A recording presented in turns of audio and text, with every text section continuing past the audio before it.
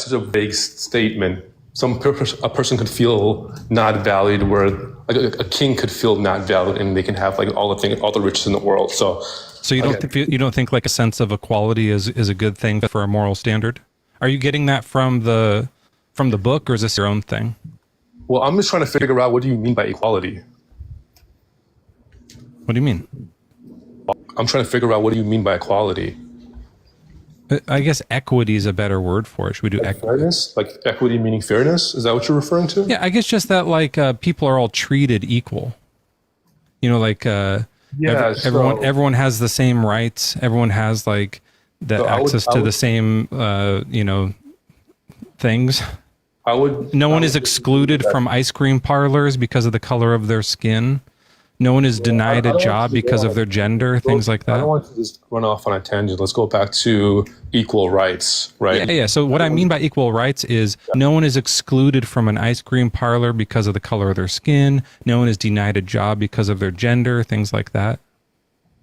Sure. So those things I could agree with, but in terms of equality, there's a couple of things. What do you not want to be equal? I'll put an asterisk and I'll say, but not this particular thing. What do you want people to not be equal? Kings only, or do you want like women? Like, do you want men to be ranked over women? Like the Quran says. Sorry, go ahead. Do you want men to be ranked over women, like the Quran says, or do you want to put like just kings, or what's the asterisk? Well, I think that's a complete misrepresentation of the Islamic position to say that men are ranked over women based on what the Quran says. Where did you get that from? Well, from the Quran, like it says that, like, it goes men and then women, doesn't it? No, it doesn't say that at all. Are you insinuating a moral difference or moral worth difference between men and women in Islam? Is there not? No, there isn't. Okay. Yeah. What's the verse that says that men and women are equal? Or do you think that's just a default position? In terms of moral worth, or is that what you're referring to? That men and women are regarded as equal, and there's no rank where one is submissive to the other. Is there any verse like that says that? Well, they're conflating, because it's the case that we live in a patriarchy, and we're like dealing with the fact that like women didn't used to be able to vote or have property or all these other types of rights, and so we've been fixing that. So is there a verse that like fixes that like fixes with that, or do you think that's modern society getting it wrong? Well, in Islam gave women the right to property. Sure, yeah. Where does it say that? Instances. Now, in terms of... I can look it up. I have the Quran here. We can look it up. Right. Quran.com. Yeah, I'm just confused as to what you're referring to in terms of if men and women are equal. Are you talking about moral worth? Like a life of a woman is equal to a life of a man? Is that what you're referring to? Yeah. Okay, yeah, so there would be equal in that regard. Okay, where's that? Does it say that, or is that just what you think it should be? I can't really find the specific quote, but if you can find me a quote to the contrary, that would be helpful. Sure. Yeah.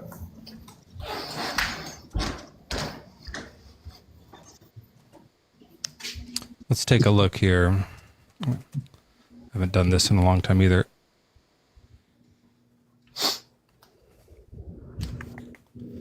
Okay, let's look at this one.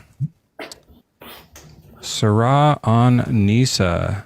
Men are the caretakers of women, as men have been provisioned by Allah over women and tasked with supporting them financially. So that doesn't sound equal, because the men are over the women, and righteous women are devoutly obedient and, when alone, protective of what Allah has entrusted with them. And if you sense ill contact from your woman, advise them first. If they persist, do not share their beds. And it's like when you like don't have sex with them if you think they're acting up. But if they still persist, then discipline them gently. That means you can hit them with a stick. But if they change their ways, do not be unjust to them. So you can be unjust to them if they're being bad, but once they start to be good, you are supposed to treat them good. Is there a verse like this that's the equal for women, where it says, women, if your man is acting up, hold the pussy, don't give him the pussy, and then if he keeps on acting up, hit him with a stick? Is there a verse for that? Or is it only for men can hit women?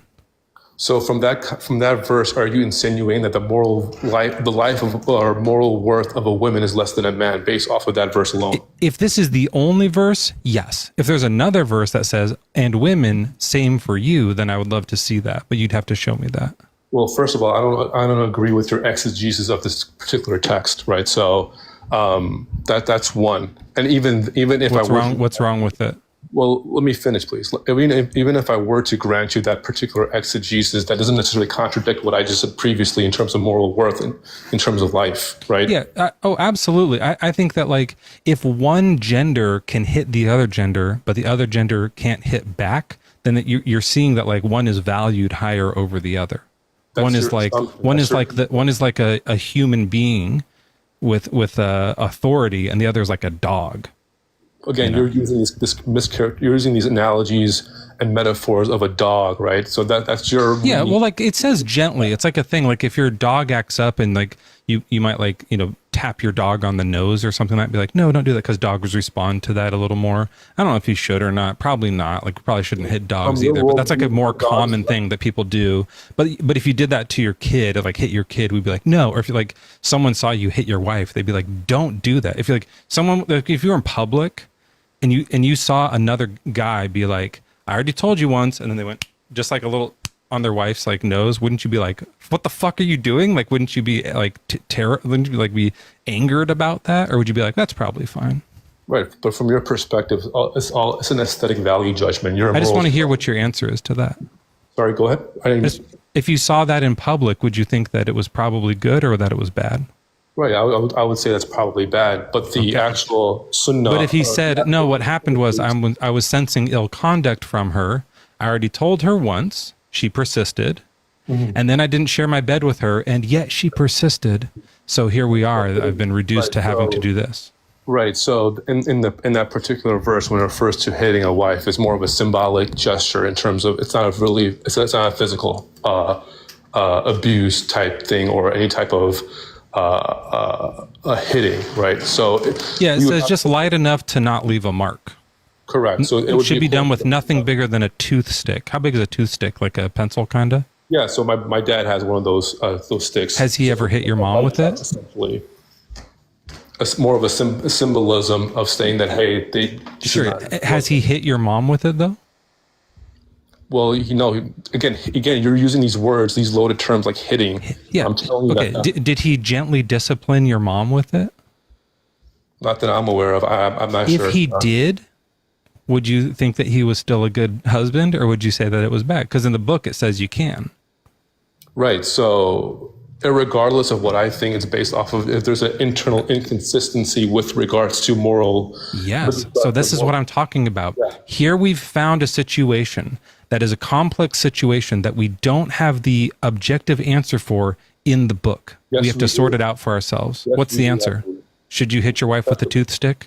Yes. Well, obviously, yes, if the text says so. And we have other revelation, i.e. the hadith, the sunnah, correlating what is acceptable, what is not. We should hit our wives with toothsticks. This is crazy. This is like the world that you live in. Polygamy is fine and you can hit them. How many of your wives should you be allowed to hit with a toothstick? Get the fuck out of here. You are a moral relativist. You're disgusting. Again, this is according to me. You're right. I'm sorry. I'm cooked because you're right. In my opinion, you're disgusting. Right, and you're objectively, I don't think you're objectively wrong. To me, you're wrong. Right. And we can ask Joel too. Joel's a friend of mine. Joel, do you think this guy's a piece of shit? As I like to know, I've been lucky enough or unlucky enough to listen to this misogynistic piece of garbage talk about hitting women for the last few minutes here. And after what was he challenging your moral standard? As if you didn't have one. I had one written down. I can't find it. But he was getting really uneasy about the equality thing because he knows that he doesn't want women to be above men. So that was what he's saying is that women and men are equal, and we get that from the book. Equal in worth. Please represent in worth. Are they? In which way are they unequal? In roles and responsibilities. Yeah, the way you can smack them around, right? The role of the like. Again, Joel, if you're going to be bad faith in terms of. Let me ask you this: Can women smack men around, or only men can smack? That's what I said, Joel. I said that. I said, let's find the verse that says, also women, if your man is acting up, you can hit him with a toothstick. Where's that? Because if not, then this is bad. Like that, though. I'm not following. What should a woman do if they think that their man is guilty of ill conduct? Well, there's a specific process in terms of going about that, right? Yeah, what is it? They would have to, I believe, go through an Islamic jurist or... Right. They're not trusted to make the decision themselves the way the man is. Yeah. And where does it say to do that? Again, you're laughing and doing all this theatrics, if you're going to have I'm barely being theatrical. I normally am way more theatrical than this. I think it's fair that sorry, Joel was saying something. We're talking about... Sorry, Joel, just to be clear, Joel's ranked over you, so if he's speaking, you have to let him talk. Yeah. And so the question, the point is equality. So if we are talking about equality, we should see the same things for the women as for the man. So that Mezzo's laughing because it's so ludicrous that you would say it's equal when the man can just make his call, smack a wife, but the wife can't do that back, right? Yeah. And just to be clear, you and Joel are equal. But if Joel wants to talk, he can talk whenever he wants. And if you want to talk, you have to ask Joel and make sure it's okay. But you guys are equal in this conversation. Does that sound weird? Am I allowed to talk right now? Joel, he's asking if he can talk. Okay. Appreciate that. So just wanted to get this... just the format of this conversation. Am I allowed to respond, or will I be interrupted whenever someone disagrees with me? Just wanted to clarify. Joel, do you want to chime in on that? Do you want me to?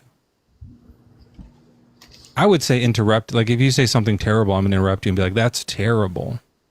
I think that he can interrupt if he's going to be a passive-aggressive crybaby. But if he's going to make a good point, then I don't know.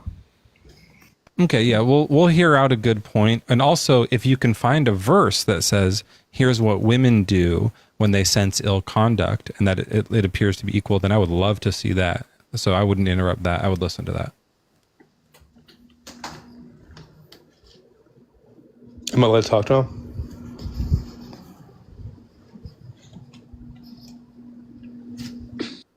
What is the goal? What is the goal of the? Am I allowed to talk to? He has to ask you. No, Joel. I told him he has to ask you because you guys are equals. All right, so I'm going to say this. You have to approve it. I'm going to give you revocable consent, so you can talk like it's a normal conversation until I say, okay, hold off, ask for permission. That's so much more than the Quran gave women, but I appreciate that. You're a good man. All right, go ahead.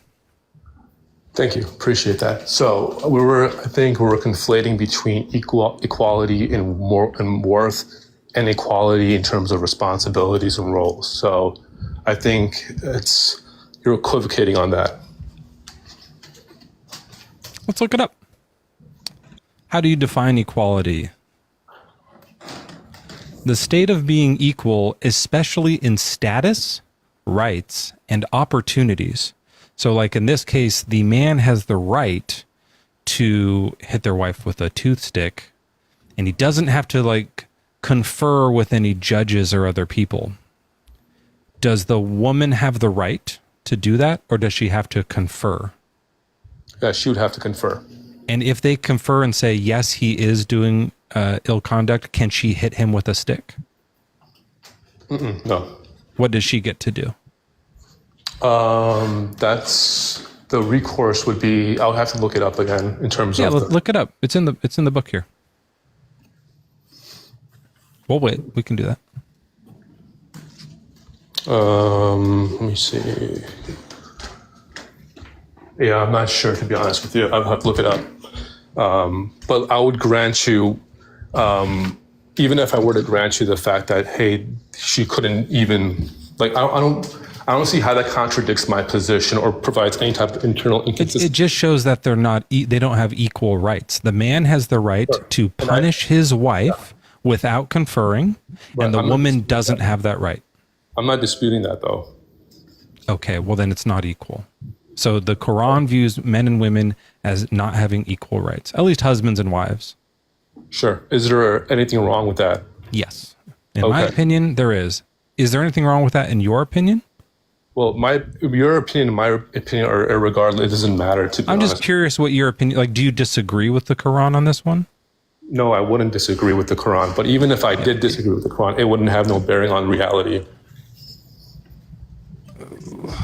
Yeah, I'm going to move on. That's fucking gross. Like, you can't just say, like, yes, I think that women and men should be ranked differently, not have equal rights, and men can hit their wives, but wives can't hit the... Like, you can't be here. You're not invited to the conversation. We're having a conversation about morality. Yeah. You don't get to come. Yeah. Sorry. But one thing he said is true, though, is it don't got no bearing on reality. So the fact of the matter is, it doesn't matter what he thinks his pretend God said. We are going to have equality for men and women. We're going to do that. And that's going to be what's real. Yeah. And so when he hits his wife, that's going to be called domestic assault, and he's going to be arrested. Good. And that's going to be the end of that. Oh, well, hi, Joel. How are you? Are you working tonight? I am. So you might notice some of, I don't know if my signal's good right now. It sounds loud and clear. In fact, I would even say it sounds clear and loud. And long. Sounds a little long. There was some fighting in the Discord earlier today, but I think we've resolved it all. Let me just go check over here. There's a timer going. Go to jail. What are these messages? I can't listen to those right now. Mezzo, remember the no liars rule. I forgot that. But to hear, that was the liars thing was only about age. You're not allowed to lie about your age, but anything else you want to lie about is allowed. Here's someone doing a screen grab. What since when is there a rule that you're not allowed to lie about your age? We did a restream when did today. That happen? I did a restream today of January 3rd, an old live that had me. Of course, it was my live. You came by. You were still on your backup account. That makes sense. Hanji was there. Thinker was there. And we drew that drawing where Satan was giving God a lap dance on the top of the earth in in thigh-high boots. It was a great drawing. And one of the one young guy came up and lied about his age. And so I said, new rule here. You're not allowed to lie about your age. In fact, well, at first I said, new rule here, no lying. And then like later I was like, you can, I mean, obviously you can lie up here, just not about your age. Cause it's like, please lie. I know you're going to lie or else we wouldn't get like believers up here. Just not about your age. I have some other things here that I've been meaning to bring up. I talked to you briefly about this, Joel, in maybe a email. But why did God make humans? Now that was something I was going to bring up, and people have talked about this before, but just the idea that God was all love, 100% love. And oh yeah, you sent this to me on in a LinkedIn message. Yeah, that was I think you sent that to me on LinkedIn. Well, I put it on my resume, and then I tagged you. Please read this. Right. That's where it's at. I put all my arguments on my resume. It's a good way of like putting yourself out there because everyone's like, "This guy's smart." Yeah, it starts at this guy knows how to do a syllogism. There's like the babysitting I have on there from when I was a teenager. I worked at a grocery store called Dismore's. That's in there. Subway, of course, I worked at for a little while. There's a call center I worked at for a bit. And then TikTok is next after that. I worked at Guess. I worked at a Guess Jeans, where I stole watches one time and feel bad about that. And then you do like, don't feel bad. And then they're a conglomerate. They can handle it. Then you do a silly, like you go, and I now do TikTok debates. And then you put Bjorn's contact information, then just a syllogism as yeah. And I have, example. there's like 50. Yeah. I put a whole bunch in there, but then I tagged relevant people, which is mostly Joel. So this one is God made humans. So he's starting off, it's the beginning of time. There's nothing else but God, and he's 100% perfect. He's 100% love.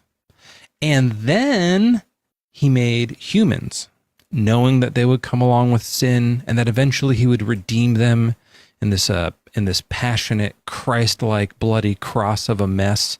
And then later everyone would go to heaven and hell or something like that. And some of the sin, Wendy, yes. Wendy, are you?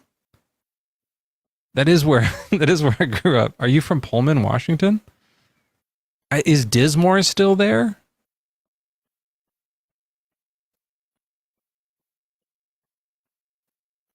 Is that where you're from? That's amazing. I mean, don't dox yourself, but do you live on Grand Avenue, or like, did you ever spend time on B Street?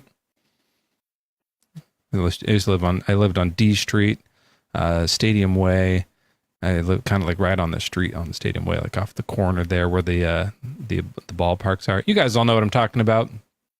That's crazy. Cool to like live in the now. Like your past is like your past. Leave it there and like let's live in the now. Let's like focus I don't want to go back there right now.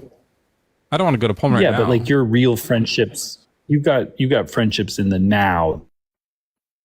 Yeah, so are you saying I should become friends with these people from Pullman? Yeah, I went to WSU. I did. That's where I went to college. That's where I got my philosophy degree. Never used it once. You don't need to reminisce with somebody that you should put that in my LinkedIn. This person won't even be your friend. Oh, your kids went to college there? You don't even have to talk to them. Wendy, your kids are drunks. I'm sorry. It's just a fact. Wendy, can you just shut up about the past? Yes, I did get a philosophy degree, and I did never use it. Anyways, I was saying how when I worked at Guess, I got that job at Guess because I had a bachelor's in philosophy, and they were like, "We need that." God was all perfect and all loving, and then he made humans, and he hates sin. So he went from 100% love to some percentage love mixed with some percentage hate. His creation decreased his love. What's the motivation? Too much love? Needed some hate? It doesn't make sense to me. I have a problem with it. Yeah, I agree with that. I have a problem with it. I agree with that. I found a weird one.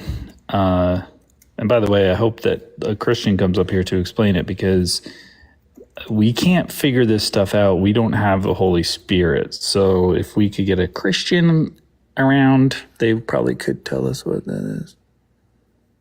The Holy Spirit? Not the Holy Spirit, but the question, like the answer to your query. But this is something that I found today, and I don't know which verse it is, but it's in one of these verses. I can find it, but in this verse, God said, "Let me find it. Let me just." I found a verse today too. Let's share them. Okay, I'll share you a verse, and you share me a verse. So my verse is Deuteronomy 19, verse 8. Okay. And it says, okay, do you want to read it? How fucking fast is that? If the Lord your God enlarges your testicles, hold on, actually, it says T and then there's a hyphen, territory. Uh-huh. I love the idea of thinking of your dick as your territory. Just referring to that. I got a territory enlarger. It's a territory pump. It doesn't really work. If the Lord your God enlarges your territory as he swore to your ancestors, and he will give you all the land that he promises your ancestors to give you, provided you diligently. Hold on. That's good enough. Oh. So notice what's happening here. He's saying that like he's promised to give these people land. Uh-huh. He swore it to the ancestors. Yeah, what's the first art? Well, it mine does quotes. Yeah. Okay. So, but what's the first word? Okay, let me start from the beginning and check in here. 8? Not of the whole Bible, just of verse 8. Yeah. Oh, verse 8 of the Bible or of Deuteronomy? Of Deuteronomy 19. Mine is spelled differently. Deuteronomy? Oh no, that's right. If. So if Yahweh your God enlarges your border as he swore to your fathers. And he will give you all the land that he promised your ancestors to give you, provided. He made a promise, but we are using the word if. I think he does that a lot, right? This is the time that I don't know that I've seen it a lot, but he's basically saying that the promise that he made is conditional. But how does that make sense? So like when he does the rainbow promise with Noah, it's like, I'm never doing this again. That's a promise. Yeah, I'm just not going to do it. And when he promises this stuff, he goes, like when he says, like, you're going to have the descendants, the seashells, he's just saying, like, that's how that's going to go. You will never, you will always do this. But but now he goes, if he actually enlarges your border as he swore to do, and the next verse says, because like, if you keep the commandments, he'll do it. But if someone at enmity, I fucking hate the word enmity. Oh my goodness. An M and an N right next to each other? That's a waste of time unless it's the word damn. And then you don't have to pronounce the N. Yeah. Enmity with another lies in wait and attacks and takes the life of that person, flees into one of these cities. Then this gets weird. Show no pity. You're reading the wrong part. Yeah, well, I was reading farther on to see if it kept going, but they just jump around. Okay, here's mine. You know who Tariq is, right? No. Fun. I kind of remember. Yeah, it's fine. It's fine. Okay, Isaiah 66. I loved this verse I found. Tariq, have you read Isaiah 66? Probably. Thus says the Lord, heaven is my throne. So I was looking for like, what is the biblical description of heaven? What are all the verses that like mention what heaven is like? And one came up where it's like, well, there's a throne. It's like this big throne. And what is the best kind of throne? It's not toilet. Any guesses? Lazy boy. Metal. Chair. Lazy. Chair is right. Prayer? Lazy boy. Yeah. A recliner with a footstool. So what do you think God's footstool is? Oh, the earth. Absolutely. Heaven is my throne and the earth is my footstool. What a dick. Yeah. What a fucking rude thing to say. Man, so, isn't that terrible? I saw the picture that you posted in the Discord about this, and it didn't faze me at all. Like for a moment, I was just like, "Oh, look at that! He's using Earth as an ottoman," but I didn't connect how rude that is. Yeah, because I know that. Like I know that verse from his Christian times. Feet. Yeah.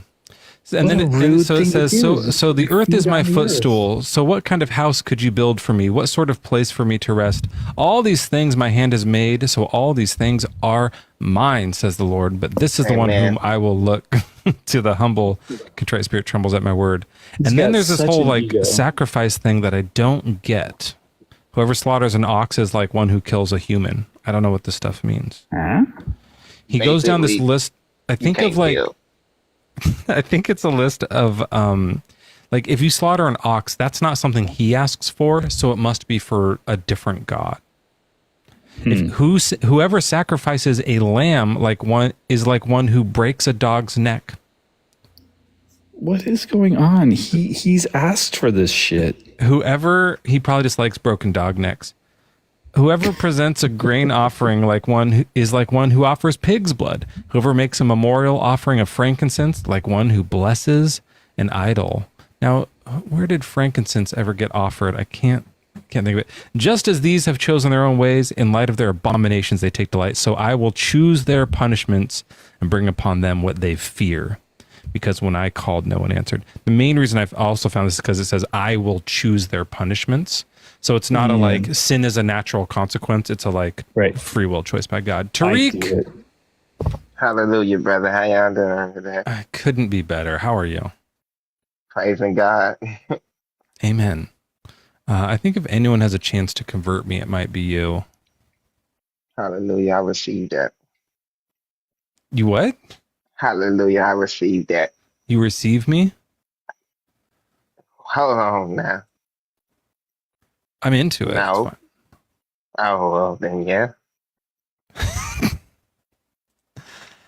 What's new? What's new in your life? Have you been slaying any oxen as sacrifice?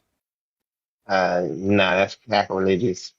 Basically, I've been going to and fro, saving souls, doing the work of Going the on Lord. UFOs? Did you say going on UFOs?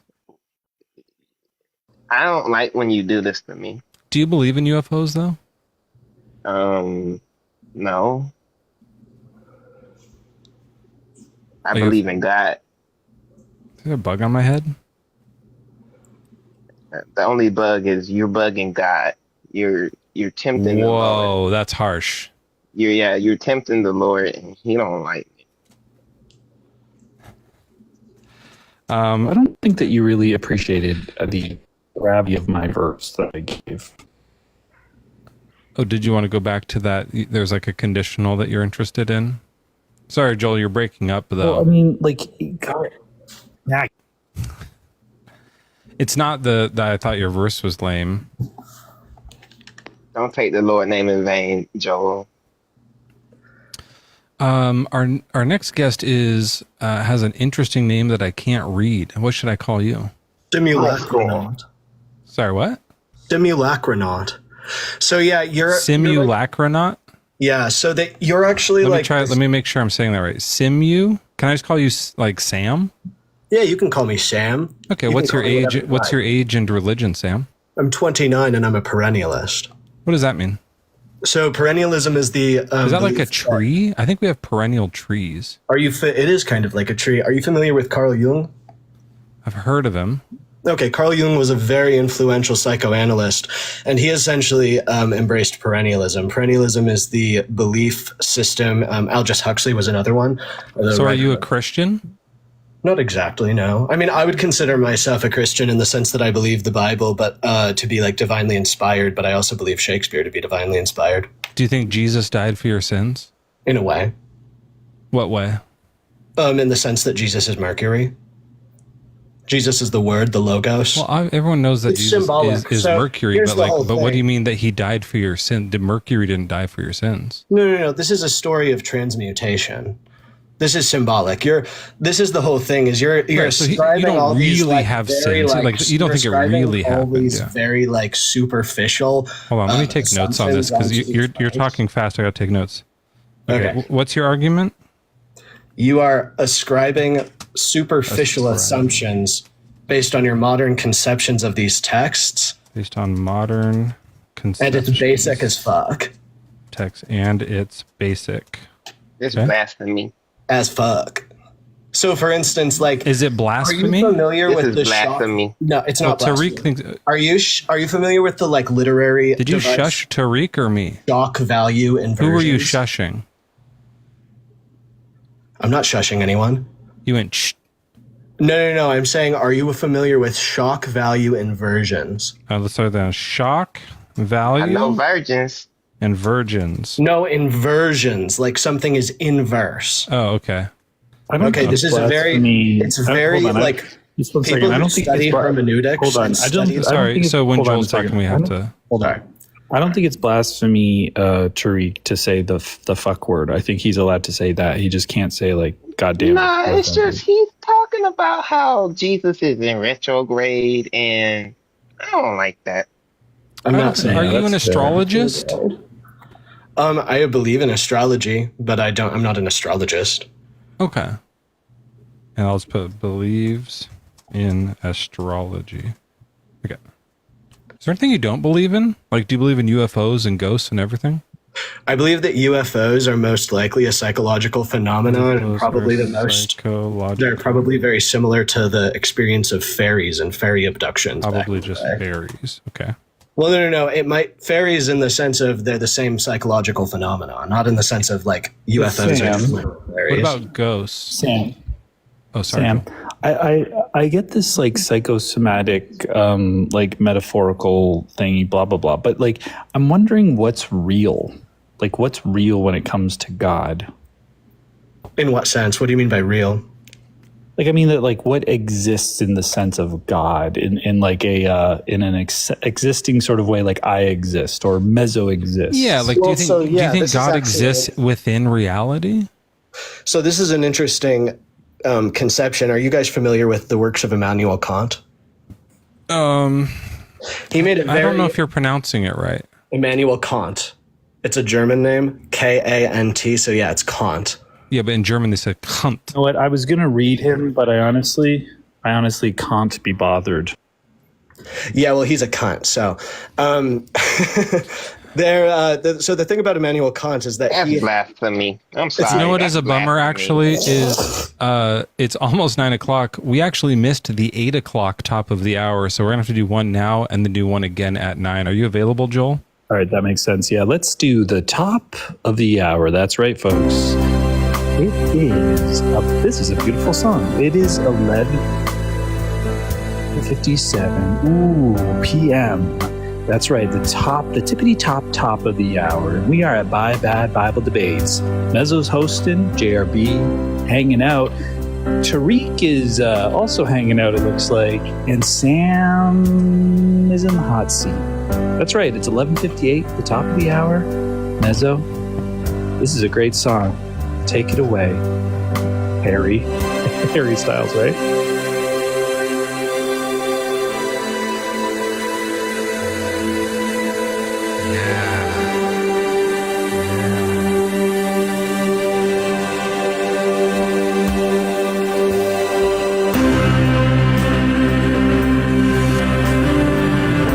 Okay, so right here, do I get to answer?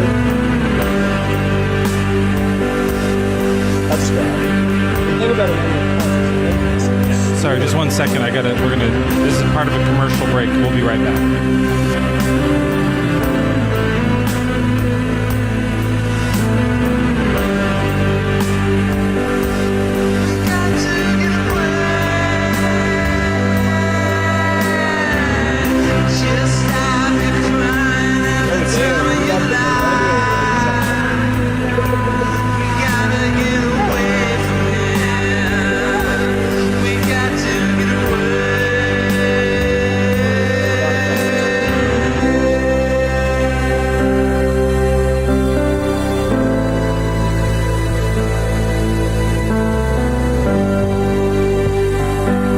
Okay, so yeah, Immanuel Kant. We never experienced the world as it actually is. Our eyes evolved. And we're back. Thank you so much for staying with us through the break here. It's Bad Bible Debates. We're live on TikTok. We've got Joel, Tariq, and Sam here in the hot seat talking about Immanuel Kant for some reason. And Joel just can't. That was the joke he did just before the break. With this philosopher. Just can't. So you believe in astrology, Right, so we shock gotta value do it now. inversion? Let me address the Well, thing. hold on, you asked me you to Sam. answer So we before got to do it now for started real singing. because Mezzo, you want to do it now for real? Which one? Well, you said that we had to do top. Oh, of the because it's hour 9. before. Shit. Yeah. Sorry. So That's that was right, for the folks. 8 o'clock. It's the- Okay, yeah. So now we got to. so this is just what you do when you guys sound retarded. But we don't say that word. That's That's rude. blasphemy. Yeah. That's He blasphemy. left? Yeah. I think somebody might have taken him away. He got to get away from here. Oh. That's right, folks. It's the top of the hour for real this time. Well, I mean, it was already top of the hour before, but it's still top of the hour. Now it's also top of the hour. This is another one that is the top of the hour. That's right. It's midnight, right on the button. And we are here with Bad Bible Debates. And, okay, I feel like I'm losing a little steam there on that. I mean, how long do you want them Like to you- be? Like, they shouldn't take very long. I was just going to, say all the details of what it was and then say Tariq is in the hot seat because he's in the hot seat Yeah, now. but I mean, you just be like, it's 9 o'clock, go. Why don't we just cut and paste the previous top of the hour, and then you heard me saying 12 o'clock, and then you can just pop that in there instead, Okay. just edited it in. Just to get a clean one, can you say, it's 12 o'clock? Yeah, I guess that'll make sense because then we don't have the stuff underneath. So Tariq, don't say anything over this. Okay. Yeah. Okay. Gotta make sure to, yeah. Don't say anything over this. Okay. And if that guy comes Yeah. back, we want to make sure to block him too, by the way. I don't know if someone did already. He was on my live. Okay, Tariq, please just keep stum, as they say. I'm not a mod on your It's top. I'm sorry. Oh, we should make Tariq come No, on. Tariq. Don't what? He said he's not a mod. I can't. Are you just making everyone a mod? I can't block him. Tariq, are you a Christian? I'm a follower of the way. We got a Sadak Mac Yes, Bivtage over here. You got another set. You can't make a Sadak Mac a mod. Samad Mac. Sadak mod? That's better. Okay, now you did it. Okay. I didn't know you were going to do it again. Did we get it already? No. What time was it again? Oh, it was just say 12:02. You know what? We'll use the old one. Just forget it. It's fine. Fuck it. Tariq, did you have anything else you wanted to share with us today? What's going on? Honestly, I'm kind of sad about you guys. Why? I don't think you're going to heaven acting like this. That's fine. I don't think I want to go to heaven. Why? Well, like, what's there? Gonna be gold. Pass. Wait, can we buy stuff there? No. Yeah, so I don't need gold. Food. Can we use the gold as like for electronics? I don't think science works in heaven. What a great line. God is anti-science. Oh, that's so true. That's such a good. It wouldn't. It couldn't. There's no logic up there. That's really funny. No. Yeah. Well, all the good scientists are going to be in hell. Not all of them. We have Ken Ham. Yeah, exactly. He made a boat. So I like. Yeah, but Ken Ham made a boat. They did. Oh That yeah, he Bible made time. the adventure. I thought you were thinking of Noah, but he remade Noah's boat. Yeah, but if he's just making a boat that they were able to make before any technology existed, I'm sorry, but that's not going to be a very good boat. I'm sorry. How many cubits long was it? Do you know? I don't remember. Ken's ham? See, and he says he reads the Bible. I bet Ken's ham is Yeah, but barely I still half a remember. cubit long. I've That's never. Like, blasphemy. I don't. I'm sorry. That's blasphemy. You can't blaspheme remember. Ken Ham. That's blasphemy. I'm sorry. I don't make the rules. I think you are making rules. Like you're making things up as you go along right now. How long? I think you're making me feel like angry. Don't be angry. We're just having a fun conversation. Okay, I want bud? somebody to make a background. I don't know, like maybe this is something that like I don't know, like Oso or someone can make a good background that says, "Is science going to be allowed in heaven?" I think that'd be a fun background. God says don't do science. So it says a cubit is 21 inches. So actually half a cubit's still pretty good. That's still pretty That's good. girthy. Oh, 18 Like inches. lengthwise. Yeah, so actually half a Girthy cubit's lengthwise. like 9 inches. That's great. Yeah, I don't think they're talking Sounds about familiar. circumference. Sorry. I said girthy lengthwise. Do you know this guy or something? Joel's my best friend. Since when? Reek, watch your tongue. Since when is a good question. When do you think we have made it official? It's like it'd probably be like I would say let's say it at the same time so we don't like hurt each other's feelings. Okay, right? I know the date. Tell me when you're ready. The date, you know? Well, just like a general time, like you can say like what month or something. Okay. What month are we in right now? July? Yeah, it's July 11th right now. All So right. think back and tell me when you're ready. Okay. 3, 2, 1. Last Late week. February 30th. What did you say? I said late March. Oh, You said last week? No. I said February 30th.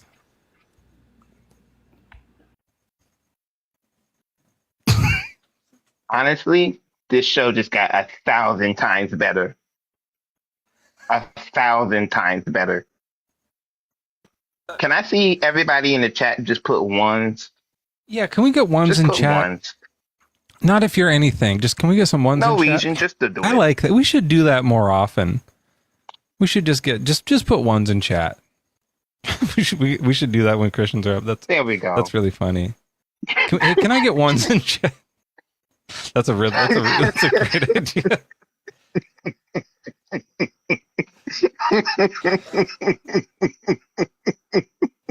That's really funny. I'm totally gonna do that. Like just when it's like a Phil bro and they're like absolutely going off and be like, well, yeah, that's a good point, but can I get ones in chat? And just like let it hang there. I'm just doing a poll real quick. Let me take a poll on that. Can I get ones in chat? See, look at all those ones coming by. Anyways, you were saying. Nah, I just think that the Lord and Savior is my personal Lord and Savior. And if you're going to talk to people about God, tell them to come to Him. Every night, I get on my knees and I imagine Jesus. Sure. And I just come to Him. I open wide and let Him come inside. Sometimes it's not about where you are in life.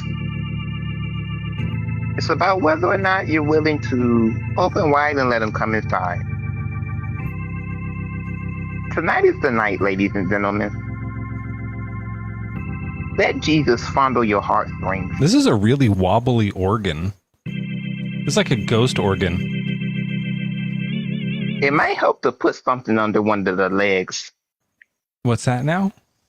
It might help to put something under. Yeah. I want to make it very clear. Joel and I have been best friends for like 6 or 7 months now. I was doing a joke because as his best friend, I know he appreciates humor. That's why I said that. It's been for so long. And so now that that's clear, well, you have me back. Anyway. Yeah, hey, Joel, can I tell you something? Can I tell you something, Joel? Don't go on mute. Come back off mute. He's at work. He has to go on mute. This is called squatter's right, bud. You're no longer in the circle. Like, I can drop you, Tariq, in like 2 This seconds. is my house now. Don't tempt me. That's threatening. Look, I'll do this. Whatever happens, happens. Hey, Joel, why don't you meet me at the border? The border? We're going to handle this like real gentlemen.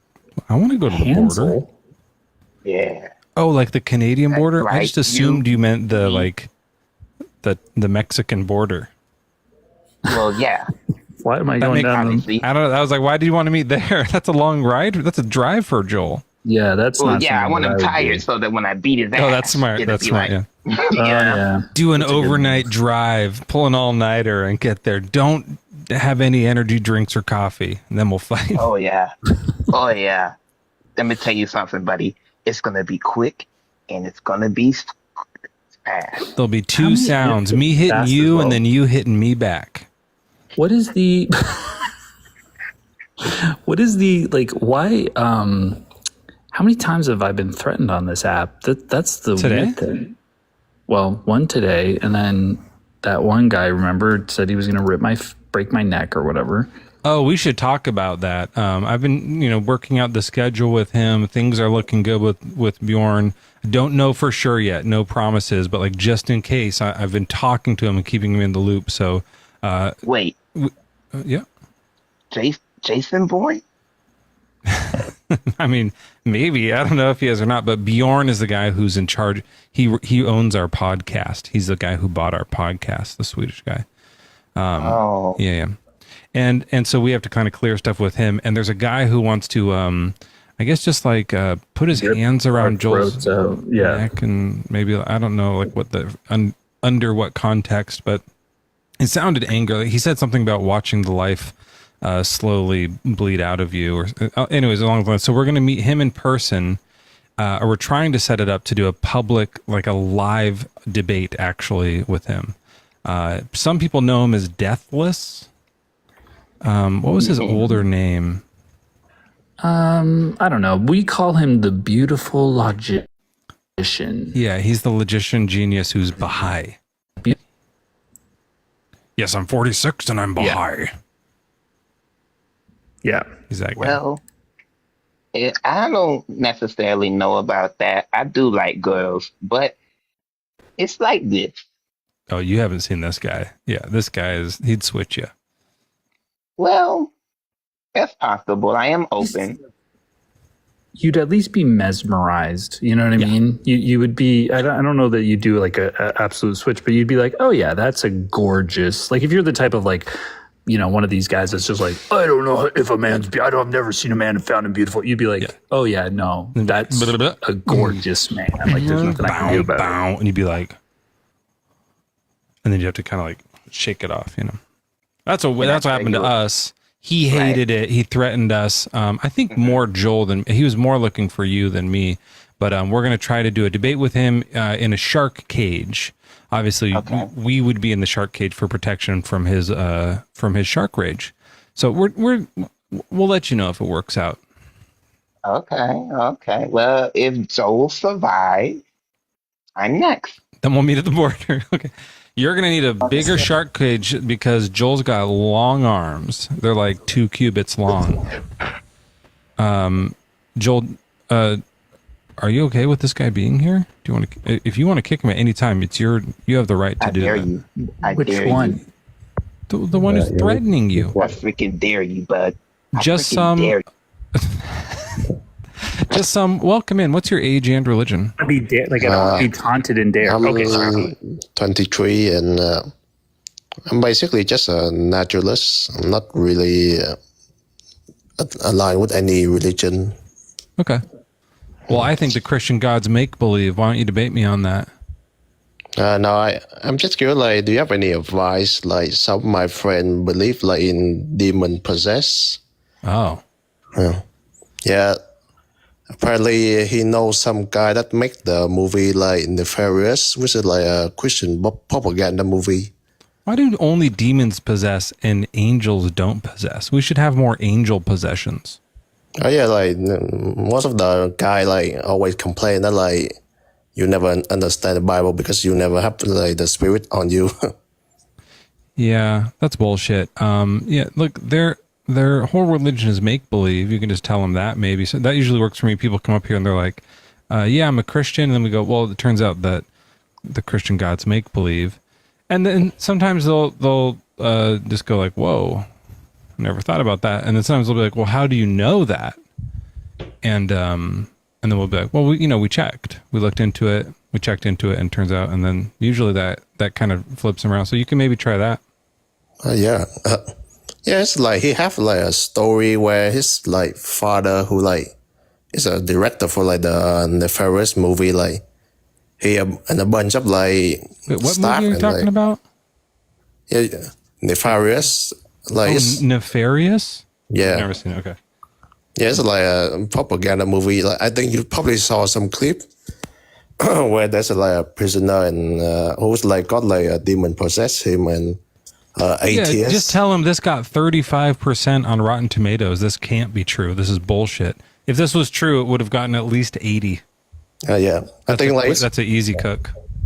Yeah, like basically just target like one of those like Christian conservative, like just feed their egos and stuff.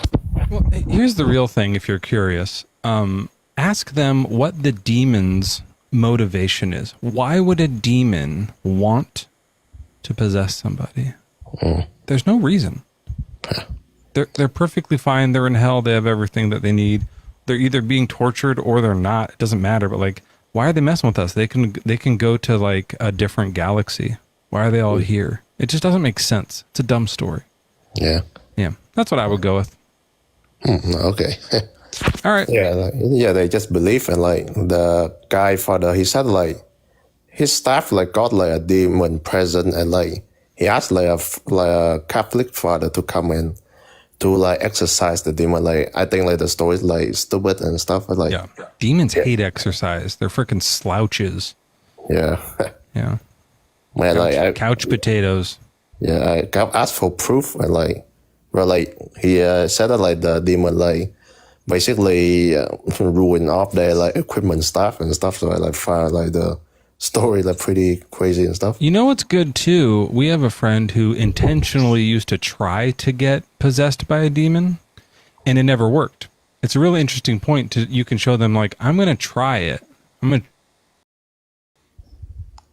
try to and do all the stuff. Have them try, like do whatever rituals, do whatever, like rip up a Bible, burn a something sacred, find something sacred to burn, just chop a cross up into bits or something like that, and then say, "Dear demons, if you're around me, take me now," and nothing will happen. Right? Get a Ouija board. I have a Ouija foot mat here. That's pretty cool. I've never shown this. Yeah, it's too dirty. I'm not gonna get it. And just let them know, like, look, we tried to do it and it didn't work. We gave them open doors and they didn't come in. This stuff isn't real. They would have come right in. Free body here for any demon soul who wants it. Come on in. Nothing's gonna happen, you know. Yes. Pour Clorox on holy water. Sure, yeah. That could go bad for other people later when they start getting like rashes up here. Yeah. I would try something like that. That'd be fun. Oh Okay. yeah. Well, thanks. Yep, give it a shot. And hey, if you get possessed by a demon, come back and let us know about it, okay? Thanks, man. Good luck. Oh, Oso's in here. Good to see you, buddy. Welcome in. Nice to see you. Boom. Yeah, it's free real estate. Exactly. You were a ham in the past. Remind Oso, like he probably doesn't know. Why is I hate the internet here. You should let Oso know about that idea for the live thing. For the Oso, we're maybe like a savant kind of guy was up here, like just some sort of a genius. I mean, he was a Christian, but he was actually like pretty prolific. Well, he knew his stuff. He knew his stuff. Yeah, he knew his stuff. And he mentioned that there's what was the way that he said it? He said, "I don't think science works in heaven." Science doesn't work. He said, "I don't think science doesn't work in heaven," or something like that. It's an interesting background idea. Something you might want to think about. Will God allow science in heaven? You know, the other thing is just like, because doing science and like having that eureka moment is enjoyable. That is like a good feeling when you figure something out. But when you're in heaven, like you'll have access to someone who knows the answer, right? And it's always kind of weird, like if you're like pretending to do an escape room, but you know the answer. Or you know the person knows the answer. After a while, you're going to be like, all right, what is it? And then they'll tell you and you go, oh, okay. Like it'll ruin some of these mysteries in a annoying way. I don't know. When you get to heaven, does God just tell you the meaning of life? Does he tell you all the deep answers to the stuff? Or is he still like, keep trying to figure it out?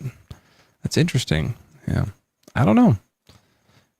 Probably it's just not real. That I would probably bet it's just not real. What else do I have here? Oh, yes. So there's the podcast is now coming out on Tuesdays. We got the podcast coming out on Tuesdays. That's great news. Mondays sucked. They were fucking terrible. It turns out that like Tuesdays are way better days. So make sure you guys check out Bad Bible Debates on Tuesday, and you will see it just like this Tuesday, I guess, and then a few more Tuesdays. Everyone's been saying like, the podcast never sounded better. It sounds better on Tuesdays, which is crazy. Tuesday's better for audio. Yeah, which is weird, right? You didn't know that, but it is true. It makes sense. Like once you think, you're like, well, yeah, it just makes sense, right? I was thinking about, remember those days, Mezzo? Now I don't know them because I'm so much younger than you, but you remember those days probably when you were younger before the internet. Yeah. And you'd go like, what do platypi eat? You know, you'd have like some sort of question, and all you could do, right, unless you had an encyclopedia nearby, like a Funkin' Wagnalls, all you could do is just like surmise. Like a what? A Funkin' Wagnalls. Are you calling me a fucking wagon wheel? No, I'm saying there's a different encyclopedias called the Funkin' Wagnalls. Oh, that's a great name. I've never heard that before. Is that a fake encyclopedia? Because that's a shitty fake name for an encyclopedia, Joel. You should come up with a better, like say Britannica. No, that was a real. There was a World Book. There was. I've seen the World Books. Is it Funkin' Wagnall? Is that what it is? Then there's the Funkin' Wagnalls. Funkin' slash. Storm did it. It's Funk and Wagnalls. Oh, the name is just Funk? The two guys or two Whose people. name is Funk? Mr. Funk and Mr. Oh, Wagner I'm sorry. are It's Parliament extremists. Funkadelic. I'm sorry. Yes. George Clinton. Go on. Well, the Funk and Wagnalls. Anyway, if you didn't have a Funk and Wagnalls nearby, you're just like surmising what a platypi eats, and that was almost more fun, right? Because like now it's like you want to know like what. So it's like insect larvae, shrimp, worms, and crayfish. Boring. That's really interesting, actually. They're carnivorous. I would have thought it was like breadcrumbs because they have the beak. You think they have to go they have to like disguise themselves as ducks at the local pond? They're basically ducks, so like people would come and throw breadcrumbs, and they're like, "Merp, merp, merp, merp, merp," And then you see him swim away, and you're like, "Fuck, that wasn't duck. That was another fucking platypus. God damn it! keeps on stealing all the fucking crumbs." I'm out of bread." Yeah. I've seen that. We've all seen that. See, that's if you didn't have time to get the answer and you didn't have your Funk and Wagnalls, well, now you're having a better time. So what you're We just had a good time by knowing it, though, because then we did the joke. No, yeah, you just do the joke. You don't have to learn. How would you That's what I know? like Oh, you about could have, it. because they don't really eat breadcrumbs. We made that part up. Yeah, you're right. Yeah, we could. You just go, hey, I think it's breadcrumbs, and then you have a good laugh, and you just like enjoy it, but also not know, like it still have that mystery. The craziest is saying that Haitians eat breadcrumbs. I don't know if that doesn't seem true. Well, most cultures do. It's just like in different food, different. I think they use I it. guess in I casseroles. ate a lot of breadcrumbs today. They were just all like mashed together in one. Oh, like into in like a a piece of bread. Like a bun. It was a bun. It was in a Sham. bun. I ate like 10,000 Guys, breadcrumbs I today. accidentally hit the button. That's all right. Are you a I was getting Christian? ready for bed. I'm Oh, not. here, I I got it. am a born again atheist. Amen. No. Do you eat breadcrumbs? I guess. Sometimes I guess. I don't know. I don't know what you guys are talking about. I was just doing some dishes. You weren't even listening. I was listening. I heard breadcrumbs and platypus. And She's wiping the platypuses. breadcrumbs off of her dishes. All right, I'll drop it down. Platypuses? That's what right. heard. She did. I think she said platypuses as a joke. We have great viewers. We have love great, that. like, because it's so fun because they'll do the jokes. And it's hot and it's fun and it's sexy, but it's also funny and innuendo and true. It's sexy because of the Pussies. animal, or because of the sexy part of it. Yeah, is because the sexy. word pussies is like vaginal. yeah, like I think of it vaginally, and that is something for me that I really like. So it makes so Like that. so you're not thinking of a platypus anymore, which is like not sexy, but now Oh you're thinking, yeah, I'm miles away from a platypus right now. yeah, because you were there, and then as soon as she puts the Y on it, you're between a woman's Yeah, legs. naked woman's pussy. Yeah. Oh, Like good. it's just instantly right there. So like for me, I'm like face to face with a platypus's pussy, and I'm kind of like, this is You're having I'm a hard uncomfortable. time. Yeah, I mean not a hard time. Yeah. Yeah, it's unfortunately soft time, My imagination, fleshy, just because I mushy can't- time. I would never think to like consider a platypussy, like an actual platypus's. I don't know what they look like. I guess I could, if only I had a Funkin' Wagnall, I could find. Find it in the fucking Wagnalls. Oh, here it is under P. Just it's pussies of every species. It's just they have P. Yeah, It's just every. wow. Here's pictures of every. Yeah, I wonder. this is a large. It's like This one might volumes be and weird. volumes. You're saying large. I want. You remember the other time, like elephant tits are nice. I wonder if they have a nice pussy. I hate that you asked that because I gotta look. I gotta find out. Don't do. I don't think so. I think that's different. And for people who are like confused and it seems like this is gross, it's not. This is not what you think it is. It's science. Well, it's it's biology. It's anatomy. New toad idea. Elephants don't lay eggs.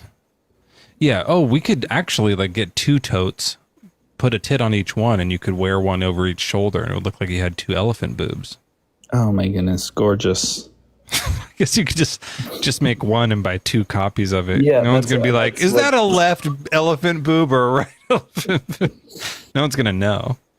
I'll just to be safe, I'll make 2 different ones. Yeah, just make it the same picture, just invert it, just to save you some time. Well, just like so the pictures cost a lot of money to get. It'd probably be easier for me to go take a picture of like an elephant and get up close and get one photo of each one. What if you just took a picture of like a human boob and then just like made it gray and wrinkly? Oh, just Photoshop it? Photoshop it to look like an elephant. That feels so dishonest. That feels so dishonest. That's fair. That's fair. Yeah. Oh, yeah. Okay, let me see if I have any other. Oh, yeah. By the way, that's the other thing I was going to say. The totes. And I'll throw the background up here. And I'll do myself a little. I wish that TikTok had like a way to save the buttons that you have to push 15 buttons to get to, and just like bookmark them as like just push this one, and it flips your thing around. Right. Changes your background. Like that would just be. It's so easy to have them. It should be like the add button, not ADD, not ADD. Yeah. The Bible quotes are totally out of this world, but they're in the bag. Put them in your bag. Put them in your cart at the bio link. That wasn't the bio link? No, that's good. You like that? Put them in the at the bio link. If you want a tote bag about the Amalekites, horse dicks, donkey cum, bears killing children, slaves, then you can get one of these old totes for a price drop that are down to a brand new low price. And if you want a new tote, we have those too. There are 4, count them, 1, the rest, tote bags of new Bible verses. What Bible verses are we talking about? Let me see if I can remember. We have Ezekiel bread. That's human shit bread and cow shit bread. Hold on, let me turn this down a little because I can't think. The human cow shit bread. We have Jesus wants to watch the world burn, which is a real Bible verse. Oh, how I wish it were already ablaze. And then Jesus. The palm tree ones. Thanks, Shalid. The palm tree, which is from Song of Solomon. So of course it's comparing coconuts to tits. Not unlike we were just kind of right there. That's been a favorite of mine for a long time. I told you that. It's like been a favorite of mine for like 10 plus years. I love that verse. It's great. Mm-hmm. Yeah, I read it to my wife, and she was like, "What are you reading to me?" The Bible. She was like, "Holy shit!" I love that it says, "I said, I will climb up." Like it's just such a clunky thing. It's like, and I said, I will climb up the tree. It's like, who's got 2 thumbs and is about to grope some coconuts? This guy. This guy. It's the biblical equivalent of who's got 2 thumbs. It also could be. I do declare, I'm going to climb up. I do declare, I'm going to climb up that tree and take hold of its fruits or whatever it says. And of course, the last one is dashed dead babies and have their wives graped. Everyone loves a tote with the word graped on it. So that one's selling. That one hasn't sold any yet. The other ones are all selling. That one, for some reason, maybe it's the artwork. People don't want the artwork because it has like the dead baby statue. It's like a baby angel that died. Everyone needs to lighten the fuck up. Buy a tote. Maybe it doesn't make sense because the angel's head is all like together, but its head was dashed on the rock, so it should be kind of like I should jack its head up a little bit. Okay, I'll rework that. We'll see if I have time next week. But those are all available now. Link in bio. They're great. They're amazing. They're really fun. And I have one around here, but like, who has the time? Uh-oh. I've added a bunch of pictures to this. I didn't mean to. See, that's not good. Remember when I had to prove to that habit? We have a weird life. Can I just say that? Like, this is a strange world. Ooh, to prove to an angry guy that Wait, what's Strange World song? Oh, dun dun dun dun dun dun dun dun dun. All around us there are people dying. That's Mad World. That's what I'm thinking. Oh, right.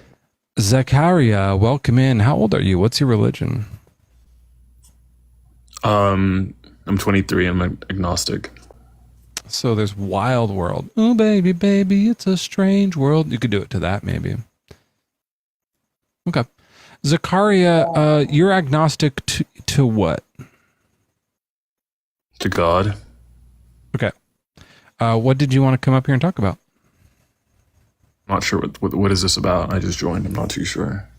Let's see. Well, this was the background we were actually working with. It says here, the Christian God is make-believe. Did you want to maybe debate me about that? I think it's make-believe. Oh, I mean, I grew up Christian. I probably believe in a higher power, but I don't think it's make-believe. You think God is real? I think so. That doesn't sound very agnostic. Agnostic just means you're not sure. You can't be certain. Yeah, it's an epistemological claim. But you have faith. But do you think that like Jesus died for your sins, or it's more just deism?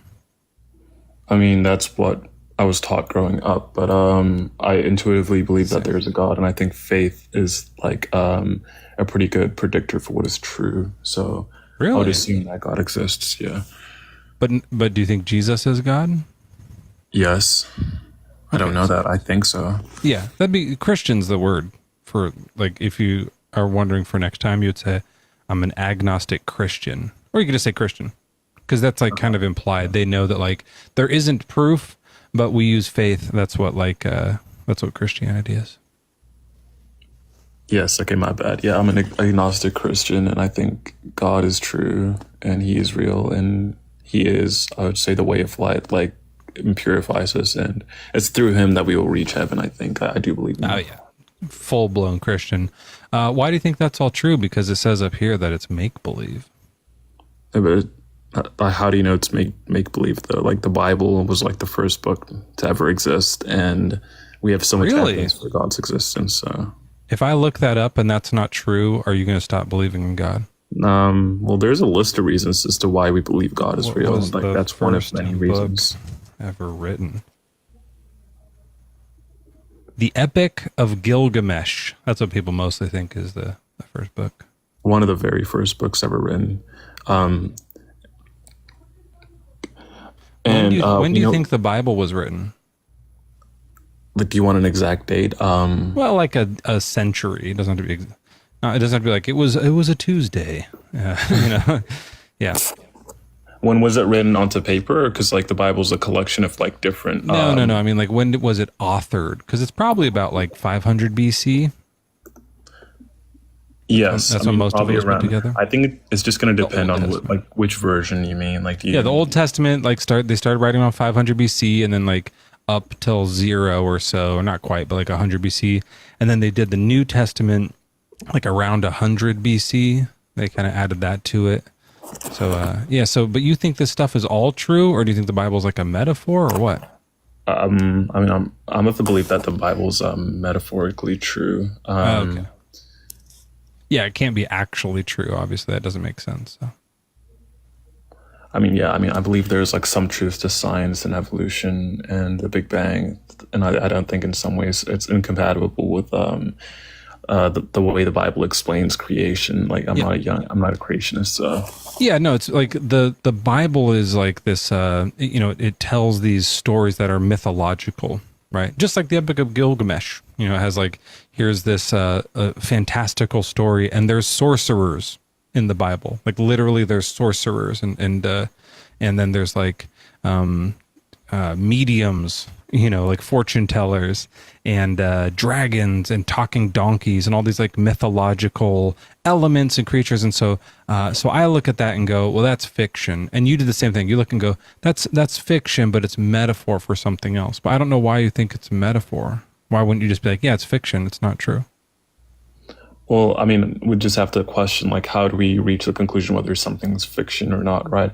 I assume if somebody described certain like scientific ideas that we know of today 100 200 years ago, they would have seen them as fiction, right? So is how we define fiction just going to be a result of like how unlikely or how unbelievable something is, because if that's how we're going to rate it, then that's just going to be dependent on our knowledge, right? So because so like maybe some of them thought it was real when they were writing it, but then now we know it's fiction. Is that what you mean?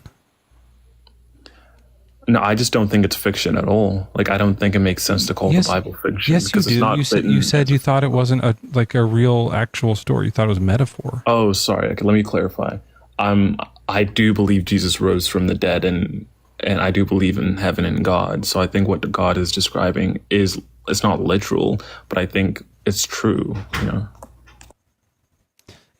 Weird thing where you said the technology, like, so if we had gone back in time and showed somebody our cell phones, they would have been like, what the heck is that? This is crazy, little screen. They don't even know the word screen. But we're actually looking in the past.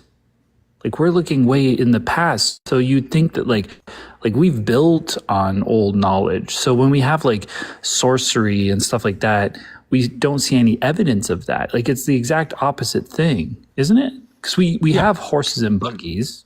Mm-hmm. Like, we know about that. We believe horses and buggies existed. We believe so much of the past stuff existed because it's tangible. We can see evidence of it. But just like the magic parts, we just don't buy that. Yeah, the sorcery and the coming back to life, stuff like that. Yeah. But I mean, look, I'm a bit confused about what you believe in, but it might not matter. So you think that God exists? You think that the story of the Bible is like somewhat true? Why do you think God made humans?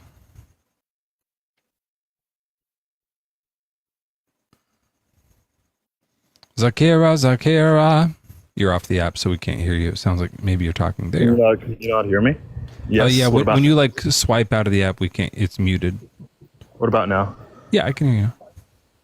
I don't know. I don't think we can know why God made us. So we don't know God's will. We don't know his nature. I mean, we know his nature. He's all powerful, all good, and all knowing. But I can't tell you the inner workings of a God and how he thinks and why he does things. I mean, we don't question things like that. It's not in our realm of understanding. What do you know about God? So we know the nature of God, that he is good, that he's all knowing, that he's all powerful. Okay. So we can attribute these properties to him, but I can't tell you specific things about God and like why he does what he does. Sure. Yeah. So he's all powerful, which means he can do whatever he wants. And he also made heaven and hell. Yes. Okay. And he's and hell is like is like this torturous place that you go if you don't believe in him, and heaven is a great place that you go if you do, right? Yeah. Okay. And he's all good? He is a definition of good. Okay. Does that include like justice? Like, is he a just judge? Yeah, I mean, I believe in objective morality, so I would say that anything that you would describe as ethical and good, that would just be ascribed as coming from God. God is a standard. So when you say justice, you actually are referring to God. So, okay. So it doesn't really matter what we think at all. Really. But like, just for fun, let's kind of do a test. So like, I think murdering's bad. Do you? Yes. Does God? I mean, we believe that because God wrote it in our hearts. So that's what Christians, what we believe as Christians, that our sense of good and bad is written by God, that he set the standard, and that's why we believe it. So he also thinks that? Yes. What do we think the punishment for murder should be? Actually, let's do stealing. Maybe that's a little easier and it's less like dark. Like if someone steals a candy bar, what should the consequence be? Is that written on our heart? If someone what? If someone steals? Steals a candy bar. Or like I was saying when I worked at Guess, I stole a watch. Okay. It was like $100 watch. What do you think my consequence should be? Well, I'm not God, so like we believe that we're like I can't judge what you do, only God can. That's why like other like Christians in general we don't condemn other people for their actions because we're all sinners, right? We're all fundamentally sinners. So I would encourage you not to steal because stealing is bad, and we both recognize that stealing is harmful to you, to me, to our society. So what I did was bad. You can judge it as bad. Of course. But you can't issue any sort of a like. I think you should pay it back the money. Well, yes, I think you should, but I can't say you're a bad person and you should go to hell and you should be condemned for your actions. All I can do is guide you in the right direction. Okay. If God sent someone to hell for eternity, who had never heard about God, do you think that person was treated just and fair? So this is like the problem with evil. Not quite. This is the problem of hell. It's an unjust like torture rack that God sends people to. Have you heard of like the Mungo Man? Does that ring a bell for you? I've never heard of that. No. There's these bones they found in Australia of a indigenous person who was there from like 40,000 years ago, lived out his life and died in the lands of Australia. Okay. This is before God showed his face to anybody. There was no writings about him. There was no anything about him. So this guy lived and died, never believed in Yahweh or Jesus. Do you think that the Mungo Man went to heaven or hell? I think he went to heaven. Why do you think, why are you able to give that judgment? So there's different Christians will give you different answers to this, and then because like most Christians will say, I don't even, it's most. Some Christians will tell you that you can only reach through heaven through Jesus Christ. So you have to believe Jesus Christ died for your sins, right? There's one Christian in particular who really thought that. He's sort of like a New Testament scholar. Mm-hmm. Let me look up his name. Jesus Christ. I don't know if you ever heard of him. Yes. Yeah, he's someone who said that exact thing. The only way to get to the Father is through me. Yeah, I think there's different interpretations to that. We also have to take into account that some people just don't have access to God. Like God isn't revealed equally to all people. Right. As you would probably agree to that, right? There's going to be people who live in like the Middle East, and the Middle East is largely Christianity isn't as big as it is like in countries like the U.S. or the Western world in general, right? The 12 apostles walked hand in hand with him, skipping la-di-da down the road, but the Mungo Man never met him. Yeah. So that's not really fair. It is fair though, because I think he would make it to heaven. Like you could say the same thing for like, let's say, then it's not fair to me. How's it not fair to you? Because I don't have this like free pass to heaven. That some people who never heard get a free pass to heaven, but I have to do stuff. That's not fair. Well, you have access to no, I don't. Creating a relationship with Jesus Christ. You do have that access. I don't believe in him. How could I do that? Yeah, but you know of the Word, you know of the Bible, you know of the works of Jesus Christ, and if you I'm unconvinced of it though. Like I can't. Like if I should fake it and just like pretend like I believe it, and God, it'll trick God into letting me into heaven. He's gonna see through that. He's gonna know that I'm like, this isn't real, but I'm gonna do it anyway. Are you not a believer in free will? Do you think people have certain inclinations that is going to prevent them from ever believing in God? I don't believe in that. I think everyone has a chance to come to the Lord. I think it's possible. I think anyone can do it. This guy went from agnostic to the biggest Christian we've ever had on the show. But Zachariah, can I just explain that? But hold on. Joel has a question though. Yeah, that's not that important. But the thing is that like you're saying that the Muslim guy isn't going to be judged as harshly for not accepting the word of Jesus. What's that? They will be. I'm sorry, I didn't clarify that. Like, if someone lives in a Muslim country and they had, because like the internet exists, if you know the Bible exists and you don't make an active effort to research other religions and see if like it connects with you, then yeah, you're going to hell. But like, so let me ask you this question then: if you die and you are at the pearly gates of Muslim heaven, and Jesus and Allah goes, sorry about it, that you got it wrong. You heard about me. I'm Allah. The Bible was tainted. You had the internet. You had the internet, bud. Would you go, yeah, this is fair?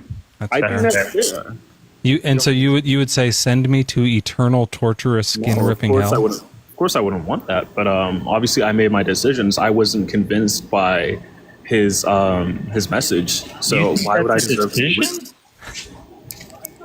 What? Are you deciding not to believe in Islam right now?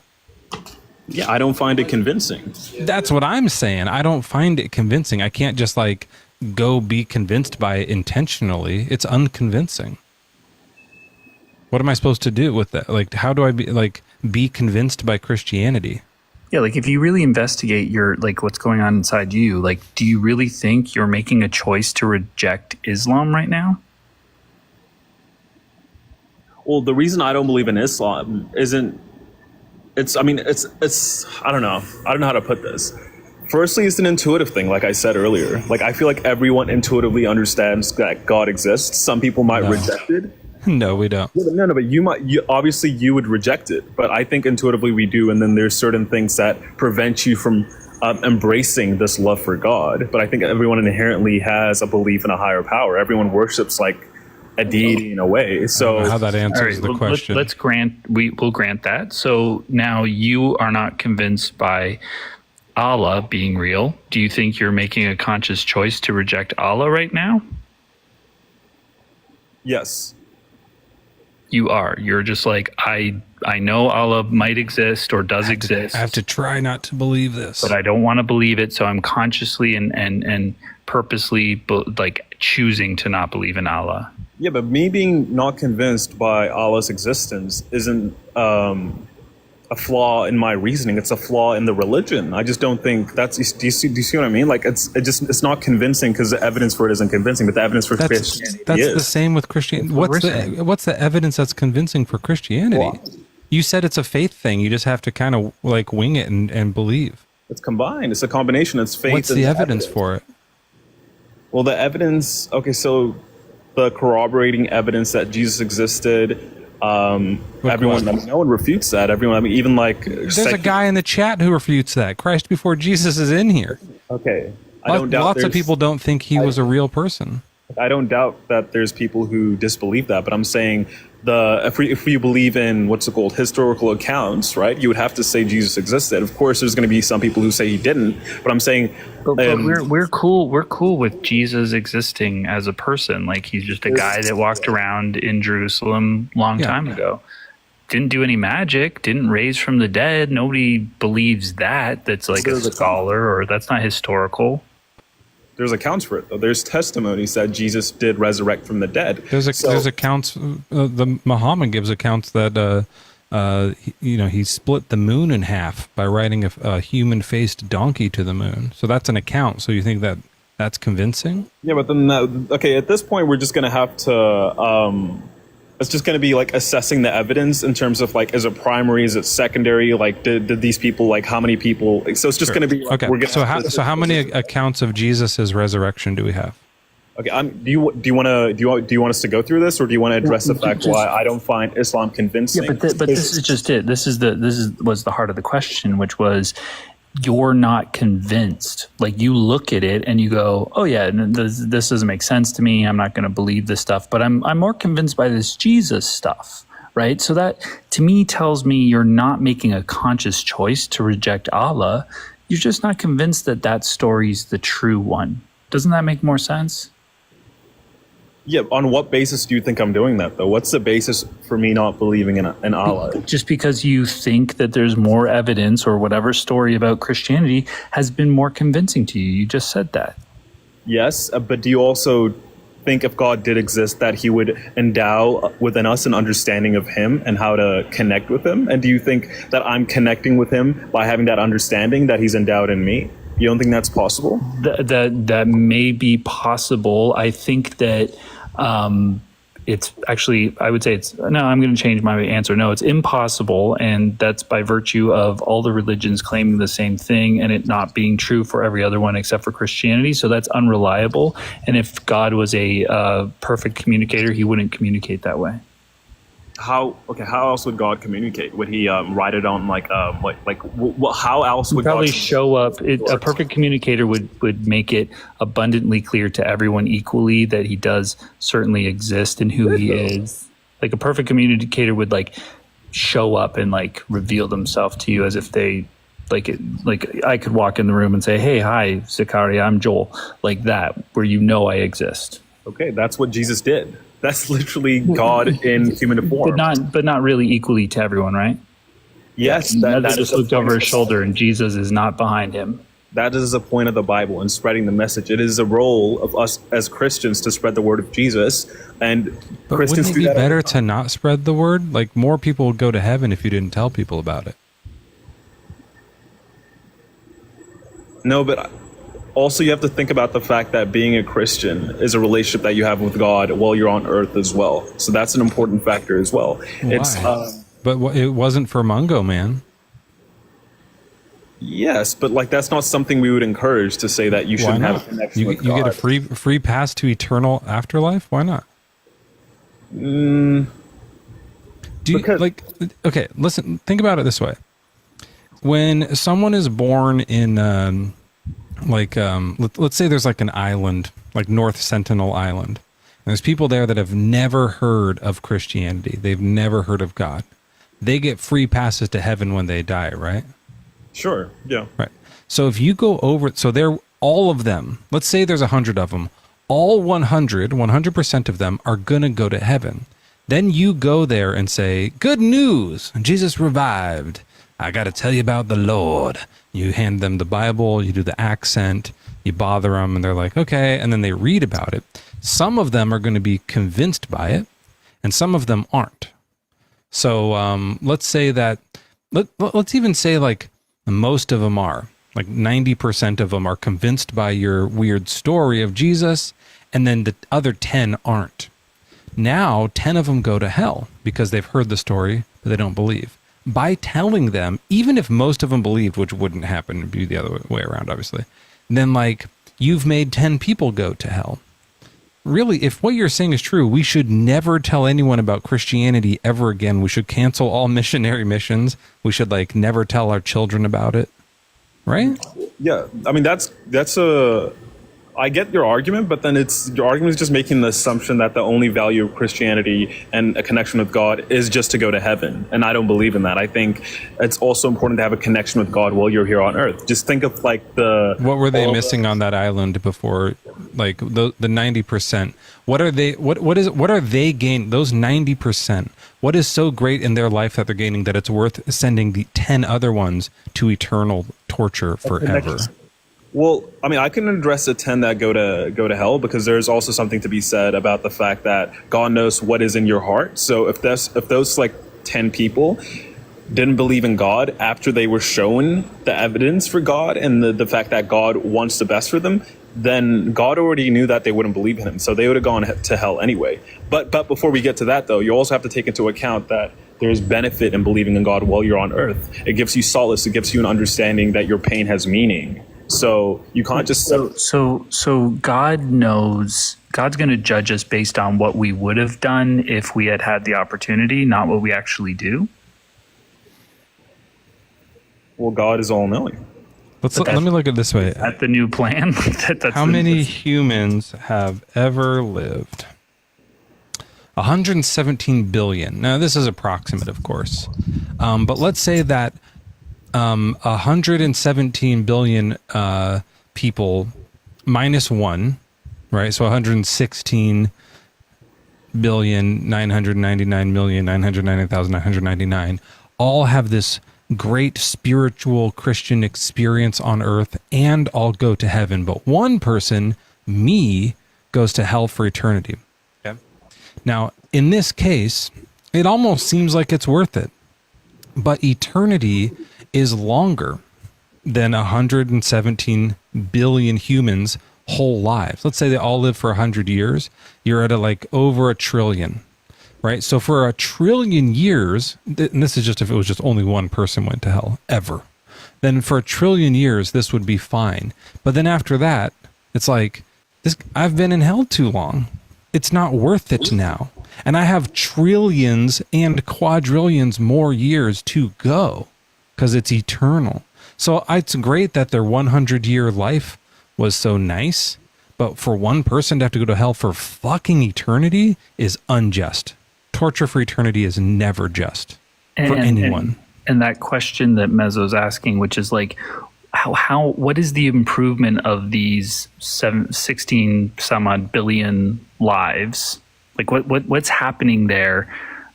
Keeping in mind that like a lot of Christians go to jail, a lot of Christians do horrible crimes, like a lot of Christians suffer, like, you know what I mean? It doesn't do that much, but what is it that is making that worth Mezzo's eternal damnation?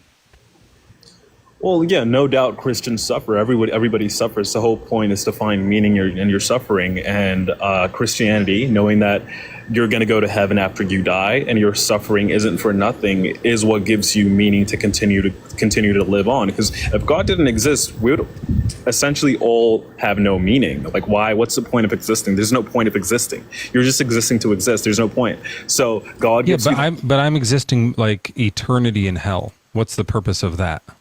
You chose that. You chose to go to hell by not believing in God. That was your decision. So that's my purpose. I just don't have a purpose now. Do you think more people are in heaven or hell? How would I know that? I don't know. I have no way of knowing. In the Bible, it says something. Yeah, it says that the road to hell is broad and the road to heaven is narrow. More people go to hell than heaven. Okay, sure. Yeah. It's just the Bible. Yeah. Neither of them exist, but yeah, it's according to the Bible. Of course, yeah. Look, well, I don't see how you can justify this in any way for like even the like worst people ever in society don't deserve like eternal torture. Like that's just not the case.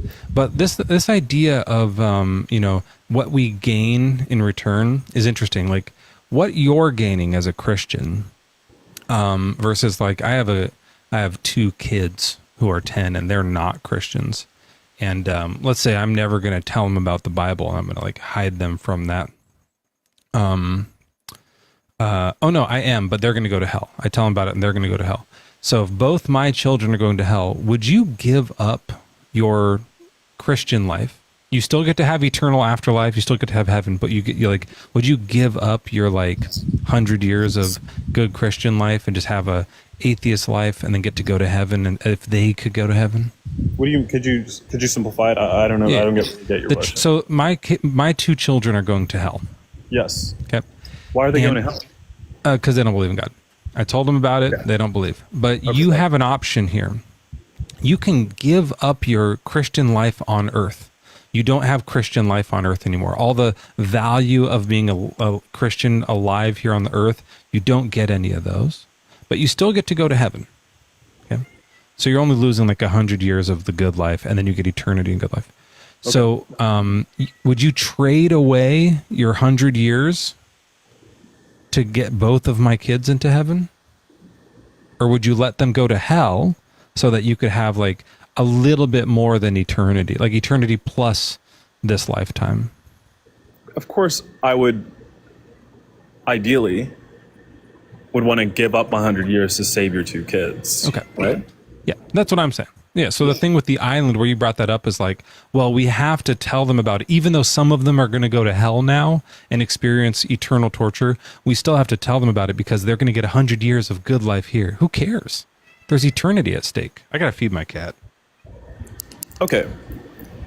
But I feel like I get your argument and like I get the logic behind it, but it completely misses some point about Christianity because by your logic, we could just like God should just never come down and reveal his existence to anyone by that logic, right? And then everyone we're looking at, we're just like weighing the pros and cons, right? So yeah, I get it. What you're saying is like, there's a pro to Christianity. There's like this way of life that is more peaceful. Maybe let's just say the peace that passes all understanding is true, right? Let's just imagine for a moment that that's true.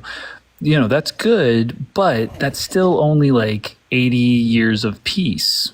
Whereas, and still a lot of suffering and a lot of people it doesn't work for. And there's still, a lot of, other horrible things that go on with Christians and stuff. Yeah, but we have like eternity of conscious torment for the other people. That's not worth it. If everybody gets to go to heaven because, a few people didn't have as much peace as they could have, that's the better trade-off, don't you think?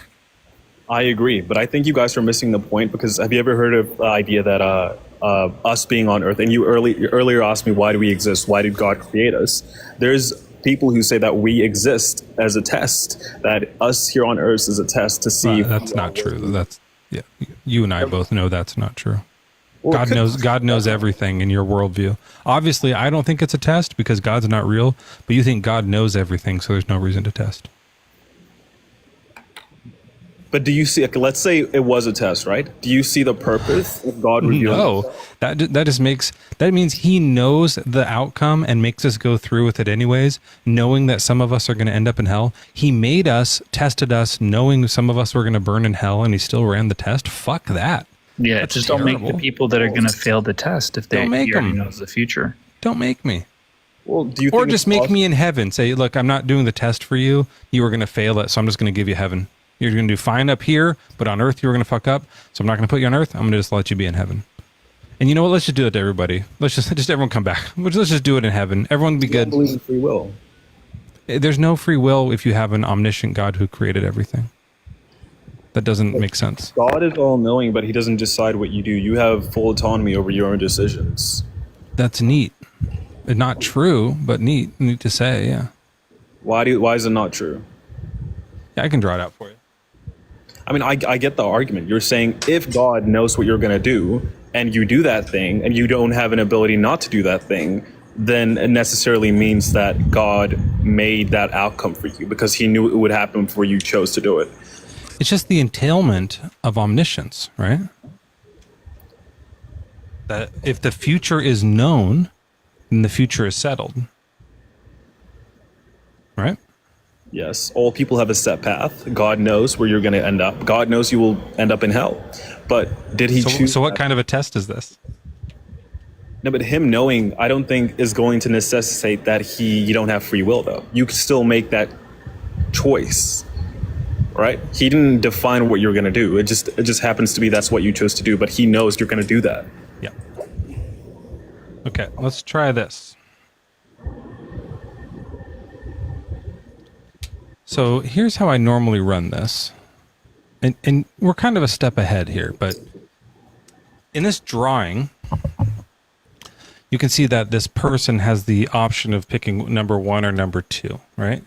And there's nothing coercing them. They can kind of do whatever they want. They can freely choose 1 or freely choose 2. In this case, let's even say it's not like a coercion like hell is. There's not a consequence. It's just like you can have apples or oranges, right? Which one would you, just for fun, pick? Apples. Okay, that was 1, I think so. Okay. All right, so you pick that. Oh, I did my check backwards. Now, let's do it one more time, but in this rendition of it, I'm going to add God.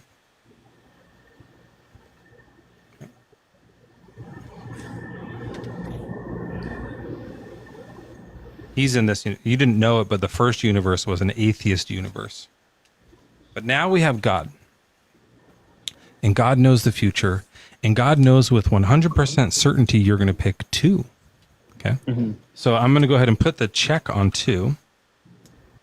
Because he knows that that's the future. Can you pick 1 and surprise God? No, I'm going to pick 2. Because that is determined. So, that doesn't exist. Okay. It is determined. You said it. That's determinism. It is, yeah. Yeah. Determinism, I don't know if you know this, is the opposite of free will. Yes, I understand that, but I wouldn't call it...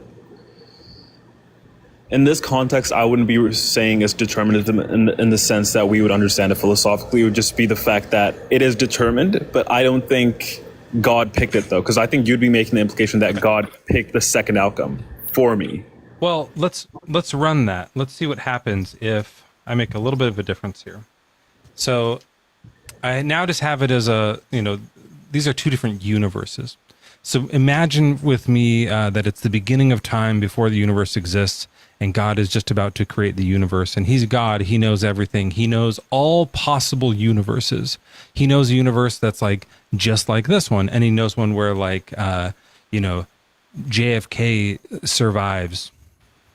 You know what I mean? Like something else happens that's like changes history, and he knows all the possible ones, and he knows that like once he starts the universe, like the way he spins the galaxies and starts them is going to like change all these things. He knows an infinite number of possible universes, and he knows one that's like exactly like this one where you pick apples, and one that's other than this exactly like this one except you pick oranges.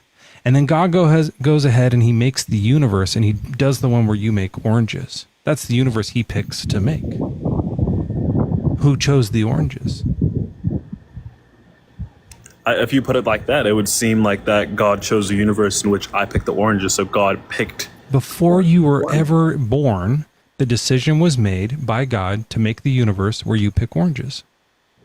Are we going to assume that's how our reality is written? It's written into the fabric, space, and time that I'm going to pick orange? It's just the entailment of being both omniscient and the creator of the universe. There's not really like a way out of that. Sorry, I got to go find my other background again here. Is this the one we're doing? Okay. So, yeah, look, I mean, I don't see how you can say that you still have free will if God made all of the choices in advance that would spin the universe in the right way, that would make all these entailments, all these choices happen when he could have made it another way. But that's just me. Maybe that's just me. I don't see how you still like have free will. And by the way, we can switch apples and oranges out with me choosing to believe or not. Obviously, you can't believe, choose to believe something. We already figured that out.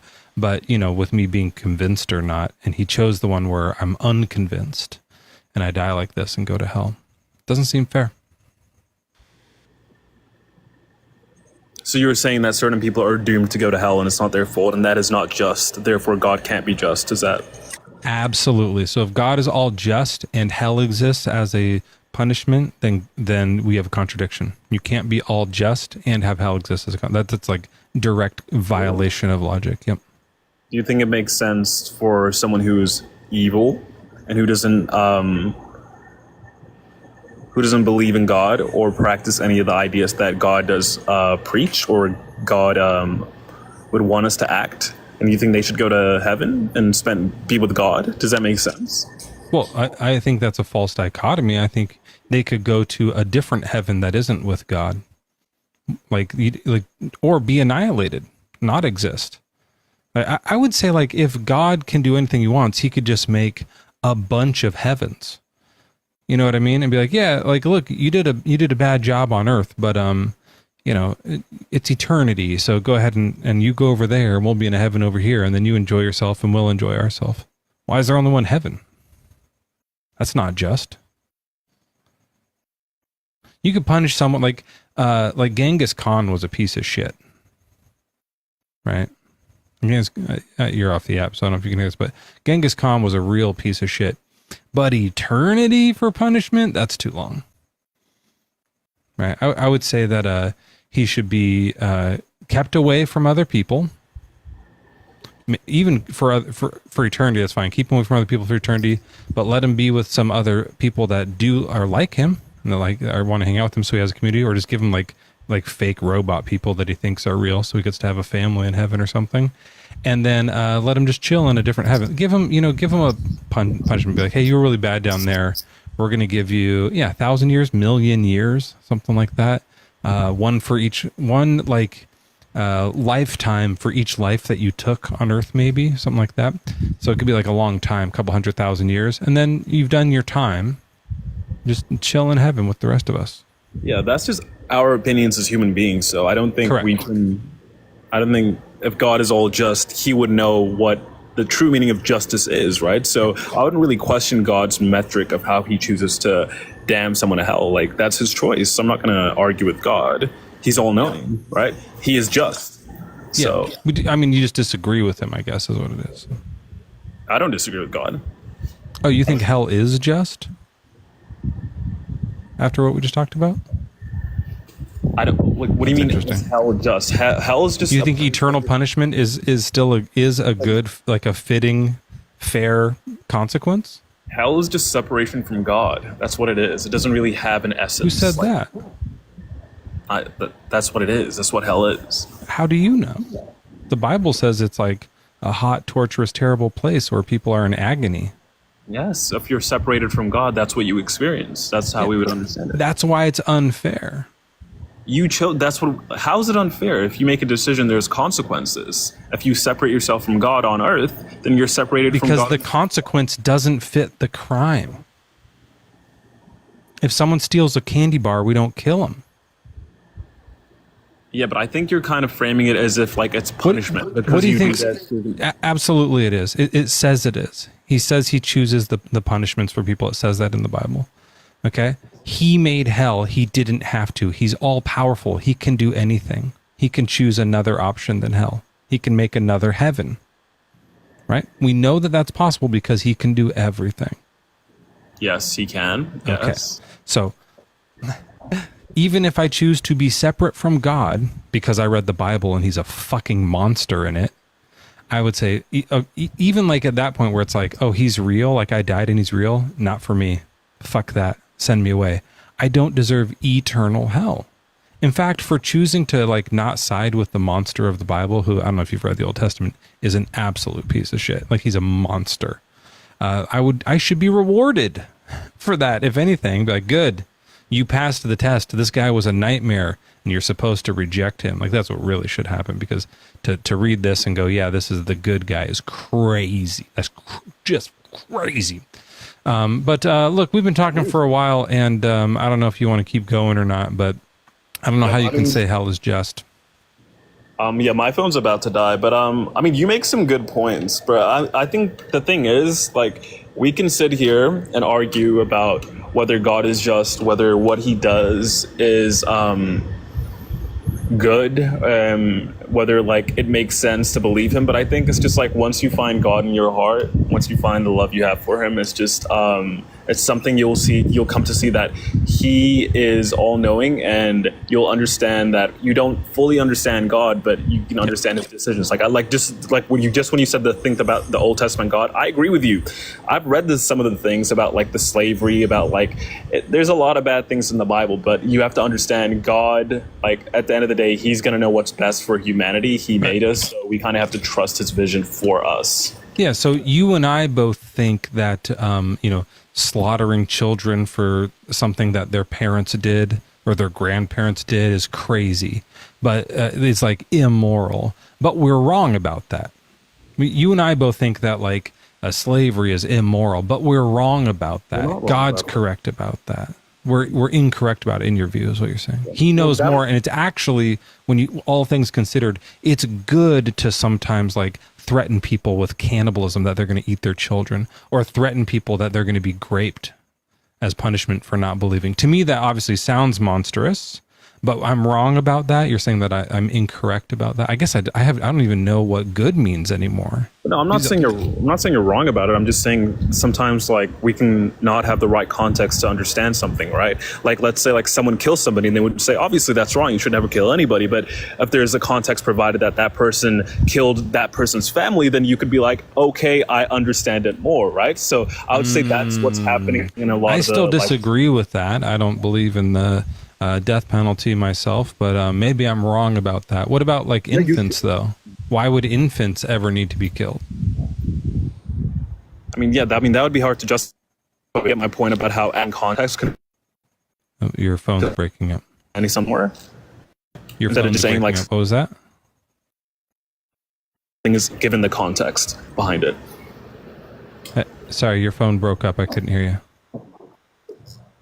I'm just asking, do you think context could add knowledge? Do you think if you give something context, it will make more sense? We can understand God's will and why he did certain things if you understand the context behind why we did it. We don't understand the context. God does. He's all knowing. He might have had a plan for those children, you know? Yeah. He might have had a plan for those babies even, right? Sure. So what do you think the context is to chop infants in half? But that's what I was saying earlier, though. I can't know his Well, it will or says why it. he It does tells certain you what things. it is. What is it? They're being punished for what their ancestors did 400 years earlier. It says it. It writes it out in the Bible. Because of what the other people did 400 years earlier, we're going to kill these babies with swords. That's what it says. Okay. To me, that doesn't sound fair. Yeah, but me too. But you're saying we are wrong about that. It is fair. That's crazy, man. Like this is like such an unfortunate thing that religion leads you to have to believe that you're wrong about we shouldn't chop babies in half. I think you're right. I'm with you on this one. We just disagree with the big man upstairs who's a like deranged monster. Anyways, I got a list of a few other people in the guest box here, and your phone's about dead, but come on back some other time, all right? All right. Thanks for having me up. Yeah, I mean, I don't know. Let's see who's going to connect here. August Lane. Hey, welcome in. How old are you? What's your religion? Thanks for waiting. August Lane. I don't think maybe August Lane doesn't mean to be up. Mute for a second and see what they do. There's someone else named Thomas, but I think we've had you before. I'm going to talk to Ramona real quick, and we'll go there. Ramona, are you here on purpose? I don't think Ramona's here either. Is it nighttime? Are people? It's Friday, guys. Wake the fuck up.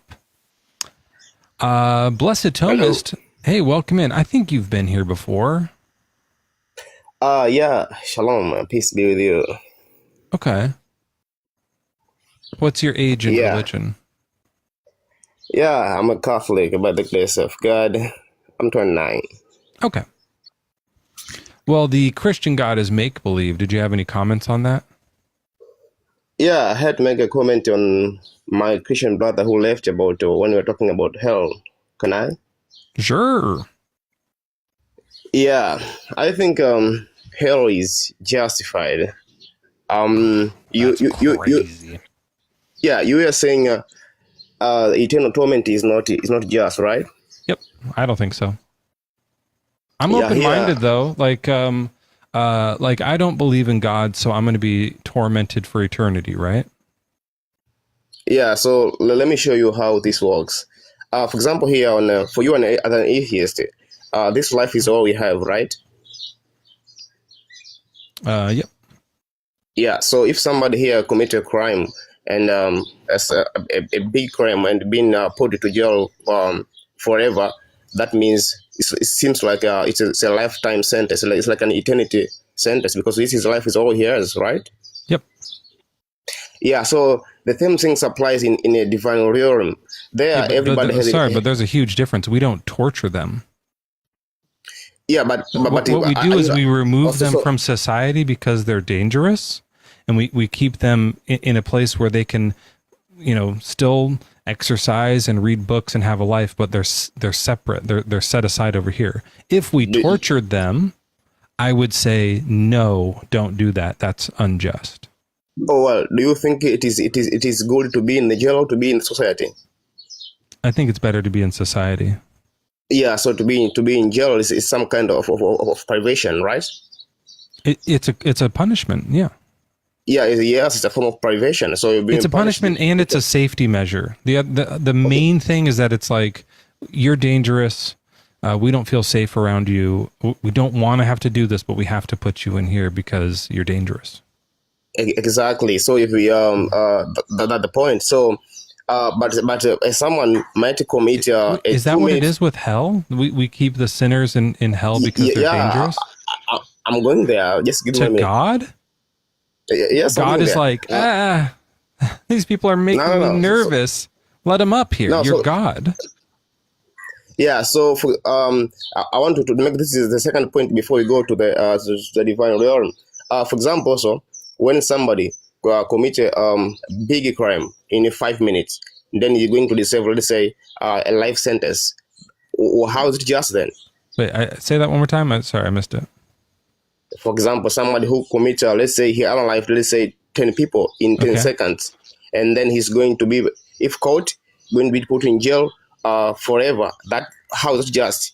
A 5-second act, then he's going to be forever in jail. How is it just? His life took away more than 5 seconds. It took away the eternity of 10 other people. And when people do that, the research shows they might do it again, and he's going to take other people's eternities away, meaning their whole life, right? In my view. Well, so as a precautionary measure, we lock him up. So we agree the range of the crime doesn't doesn't determine the range of punishment, right? Say that one more time. The range of the crime doesn't determine the range of punishment. I'm not sure what range you mean. Like the length? Is that what you're saying? Like yes, the length. Okay. Sorry, I'm just trying to understand. So the length the length of how long your crime is doesn't add up to how long your punishment is. Yeah, I don't think length is not the only measure, but there is some of it. Like if you kill one person, you might go to jail for 20 years. If you kill two, maybe 40. Like there is some length involved. But yeah, there's a point where it's like people only live so long, so that's just the limit that we can do. Okay, so the same things here. Let me show you how it applies in divine reality. In divine reality, everybody has eternal life. So life is not limited like this one. Everyone has eternal life, but it differ. One is eternal life with God. Some eternal life in jail, which is hell, which is proportionate to the crimes they committed. So just like there are different levels of jail here on earth, there are some staying in a high solitary rooms like that, depending on the crimes. The same applies in divine realm. Life there is eternal, our soul are eternal. So there it is just because you have sinned against the infinite God, and you have the infinite life. Just like here on earth, you have if you are this life is only your life, then when you are dead forever. Why are sins only forgiven during your lifetime and not during your spiritual life? Well, during your lifetime, this means it's your time when you have what we call the full composite, because we believe in Thomism. You are a soul body composite. So I'm not sure what that means, but the question is, why does God stop forgiving us after we die? Yeah, because you have fixed your will after death. Why? That's so unjust. What does dying have to do with our will being fixed? Well, because we've been given sufficient time on this earth. This is also to orient your will toward the greatest good. Sufficient time on earth to compare for eternity? Yes, because you are 5 minutes on earth can determine your eternity. Just like 5 minutes, your crime on earth can cause you to stay in jail for forever. Why not people in jail are not being forgiven? If people lived for 1,000 years, we wouldn't keep them in jail for that whole time. No, we would. Why not? No, we wouldn't. Oh, if they killed 10 people, we wouldn't put them in jail for 1,000 years. Why not? Okay. Because it would be unjust. That's why. It's too long. Okay. The punishment becomes too harsh after a certain amount of time. But more importantly, God claims to be a God of forgiveness. And he'll forgive and forgive and forgive. And you can literally eat people. You can murder and eat people's bodies and then be forgiven on earth. But as soon as like a truck hits you, God's over it. Now no more. That's fucking crazy. That's a crazy stance to take. No, yes, it's crazy, but it's God not in God is an unforgiving, because most of our existence is spent in the afterlife. So most of the time he's unforgiving. Right? 99.9 repeating % of our existence, God is unforgiving to us. That's not love. No, it's not like God is unforgiving. It is our will is fixed against him. Those who deny God up to their final death, they fixed their will against God. So they stay in jail as long as their will is fixed against God. Sorry, I didn't understand that. Try that one more time. Yeah. So people Oh in wait, hell. are you saying that people can get out of hell? Yeah, because they keep rejecting God in hell. Oh yeah, so then that's fine. If people, then no one should be in hell, right? Because people, No, like at least no atheists, right? So there might be some psychopaths in hell that just like love being tortured. But if I'm an atheist and my crime is atheism, the moment I die and I'm in hell, I go, oh, God's real. Now I'm convinced I'm not an atheist. I come right back out and go to heaven, right? Oh no! Just like have you seen people Why not? who goes to? Have you seen people who goes to jail? How because long of do I have murder? to? I don't care about jail. How long do I have to be in hell until God forgives me? Well, Because the because in moment, hell, the very moment I awake in hell, I'm a Christian. I believe in Jesus and heaven. yeah, because in hell, you fixed your will against God. It's fixed, it's not flexible. I thought you just said I could get out of hell. No, you can't because you fixed your. You can't get there because you are. Okay, I must have misunderstood you because a minute ago you said you can get out of hell if you like accept God's word once you're down there. No, I didn't say that. Maybe you just misspoke. It should I didn't say be. that. It should be. No, it can't be because you have in hell you have fixed your will against God. You have sealed your will. So you stay in hell. How long is enough time of a life that like enough like during your physical life? How many years is enough time to have like fixed your will? Oh no, your will is fixed at death. If you say Right. So you're saying you've had enough time? How much is enough time? enough time for you to reject God is even if How long? It's eternity we're talking about. Like 100 years. you say how much enough time is enough here on earth. Yeah, where God will say he's had long enough. Let's put him to hell forever. No, in hell, you yourself you choose to go to hell, and to believe in God, it can take even 5 seconds. It's enough. Doesn't take us long. If eternity is at stake, then the proper answer is the amount of time that we should get to figure this out is eternity. If infinity is at stake, we deserve infinity time to figure out the truth. No, because of grace. You have of what? so much Grace? Because you have so much grace. Even 5 minutes is enough for you to fix your girl's eyes on hell or heaven. That's grace. I'm not sure. So it takes 5 minutes to go to heaven? I mean, because of grace, we have even 5 minutes is enough. Wow, to he fix your only girls has to he hell or only heaven. has grace for physical beings, but not for spiritual beings. We are spiritual. We are composite. No, but he only has grace for us while we have a physical body. Once we're Exactly. once we're only spiritual, he's like, fuck your spirit. I don't care. No, grace. You are the one who's going to fix the grace at on your My deathbed. physical body fixes my spiritual body. No, you are. Shouldn't both. my You are spiritual composite. body take like be ranked higher than my physical body? Yes, is that the Okay, case? so once my spiritual body knows God is real and that if atheism is my only crime, then I should go straight to heaven. He should forgive Well, my spirit. You can know it now. You have a spirit now. I'm unconvinced right now. If I say it now, he'll know I'm lying. I believe in God right now. Didn't work because he knows that I really don't. I'm unconvinced of it because the evidence for it is wildly underwhelming.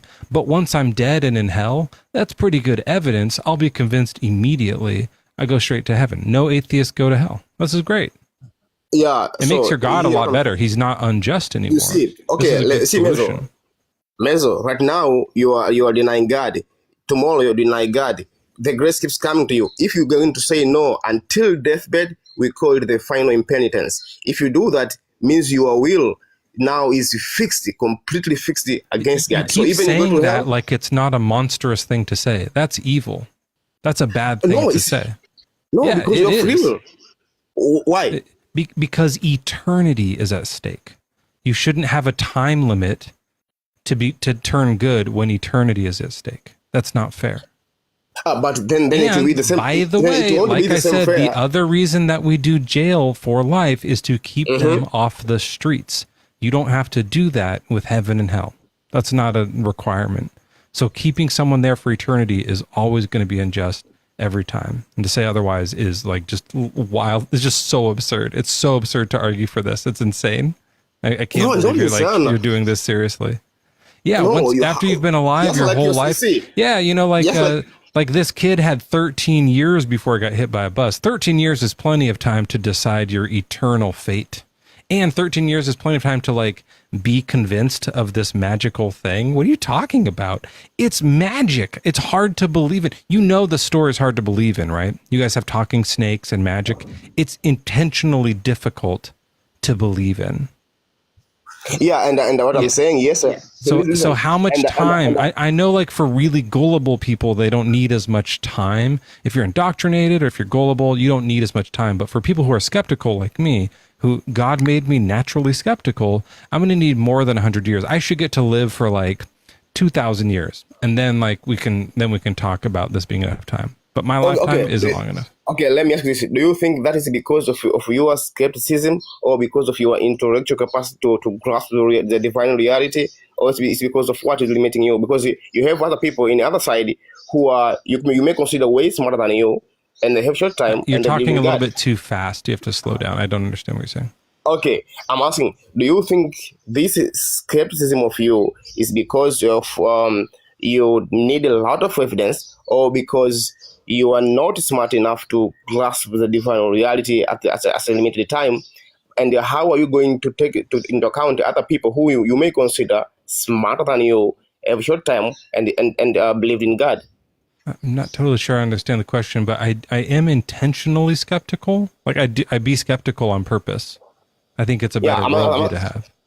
No, I'm asking, okay, do you think you need more time to remove your skepticism, to believe in God? Yeah, or more evidence. Like if the evidence were better, then I wouldn't need to be as skeptical. But the proof that the Bible's true is stupid. It's just like it's so bad.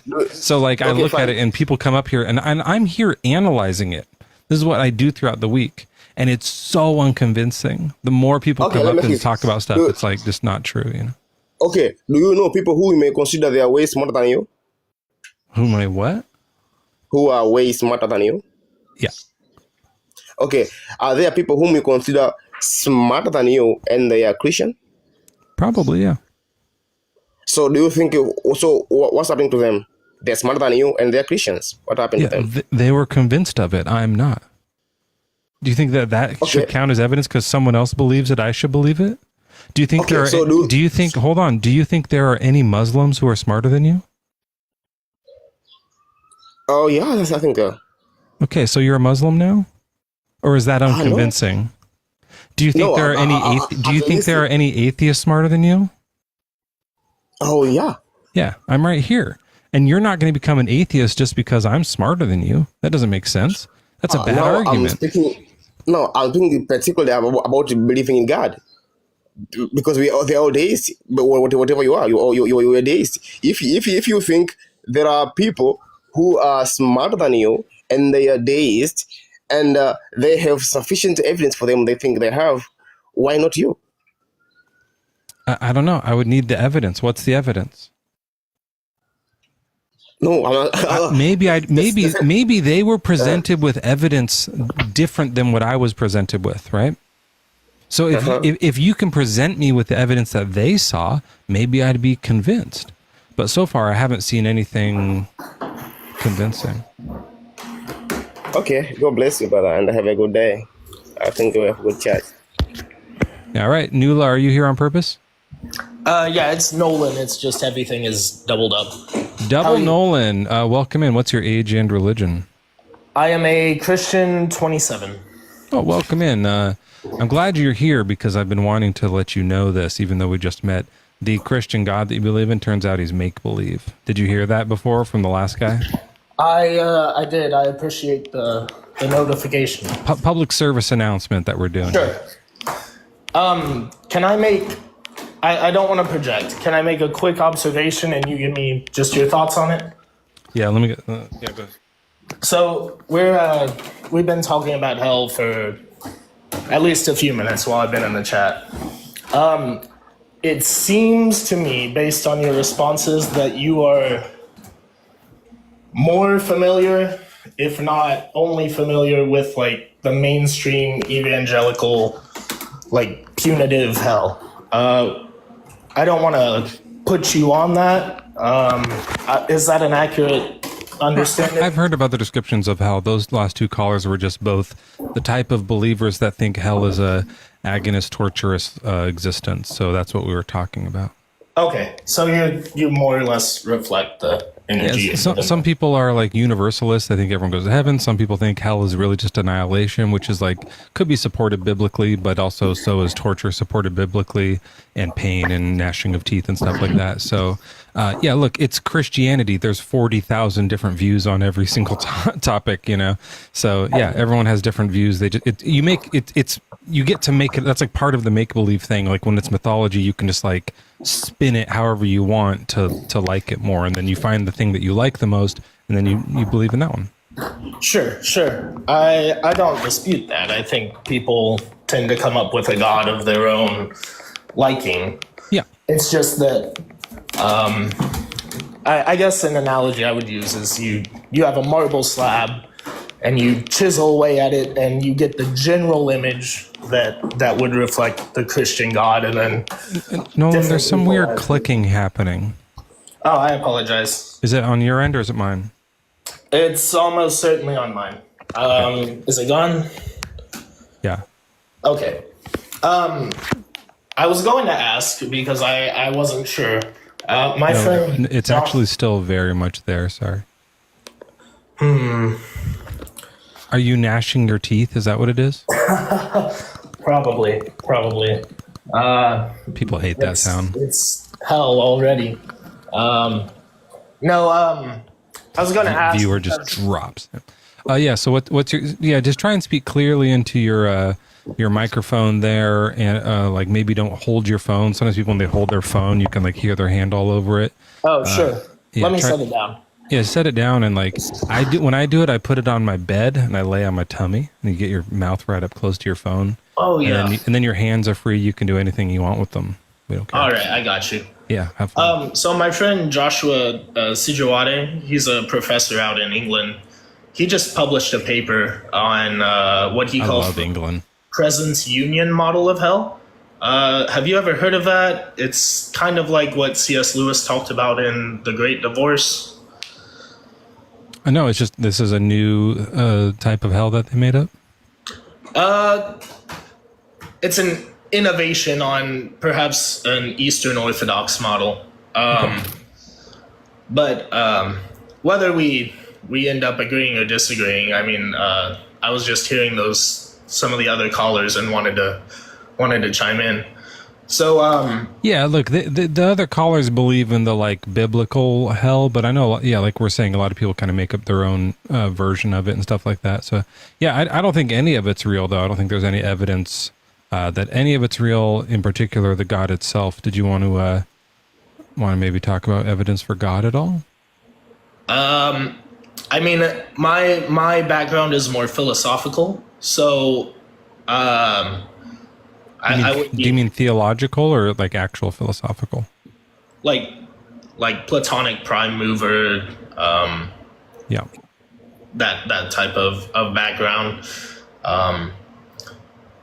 So I'm not very like.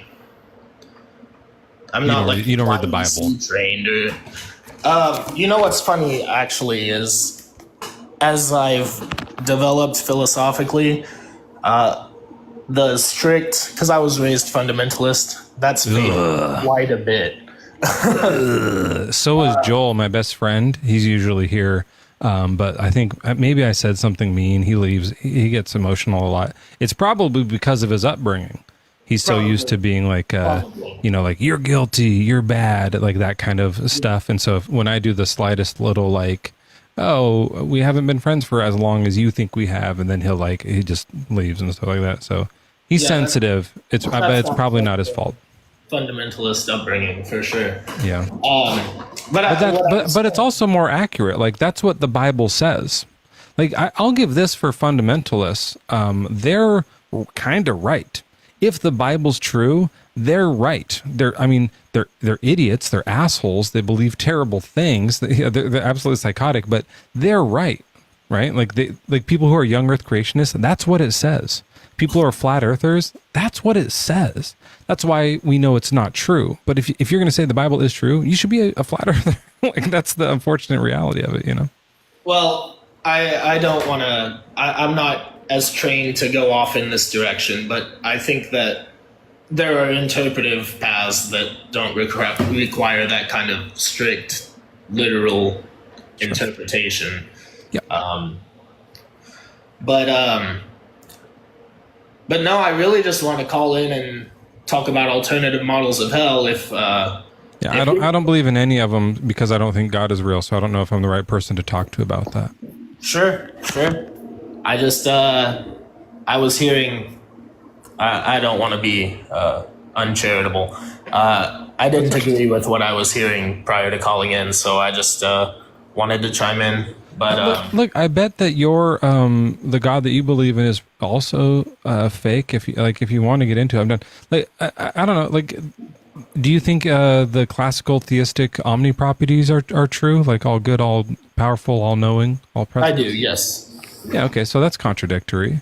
For a philosopher, you should know that you can't be all those things. Well, I've yet to see evidence that you can't. Well, yeah. It's like God is all powerful. He can do anything, right? Sure, but that's typically defined as anything that is logically possible. Well, then it's not necessarily like the same thing as all powerful. But that's how it's historically been defined. Like, no one has ever said God can create a married bachelor. Oh, sure. No, I'm just saying, like, he can't, like if he's omnipresent and omnipotent, he can't leave my garage. He's in my garage and he can't leave. I mean, sure.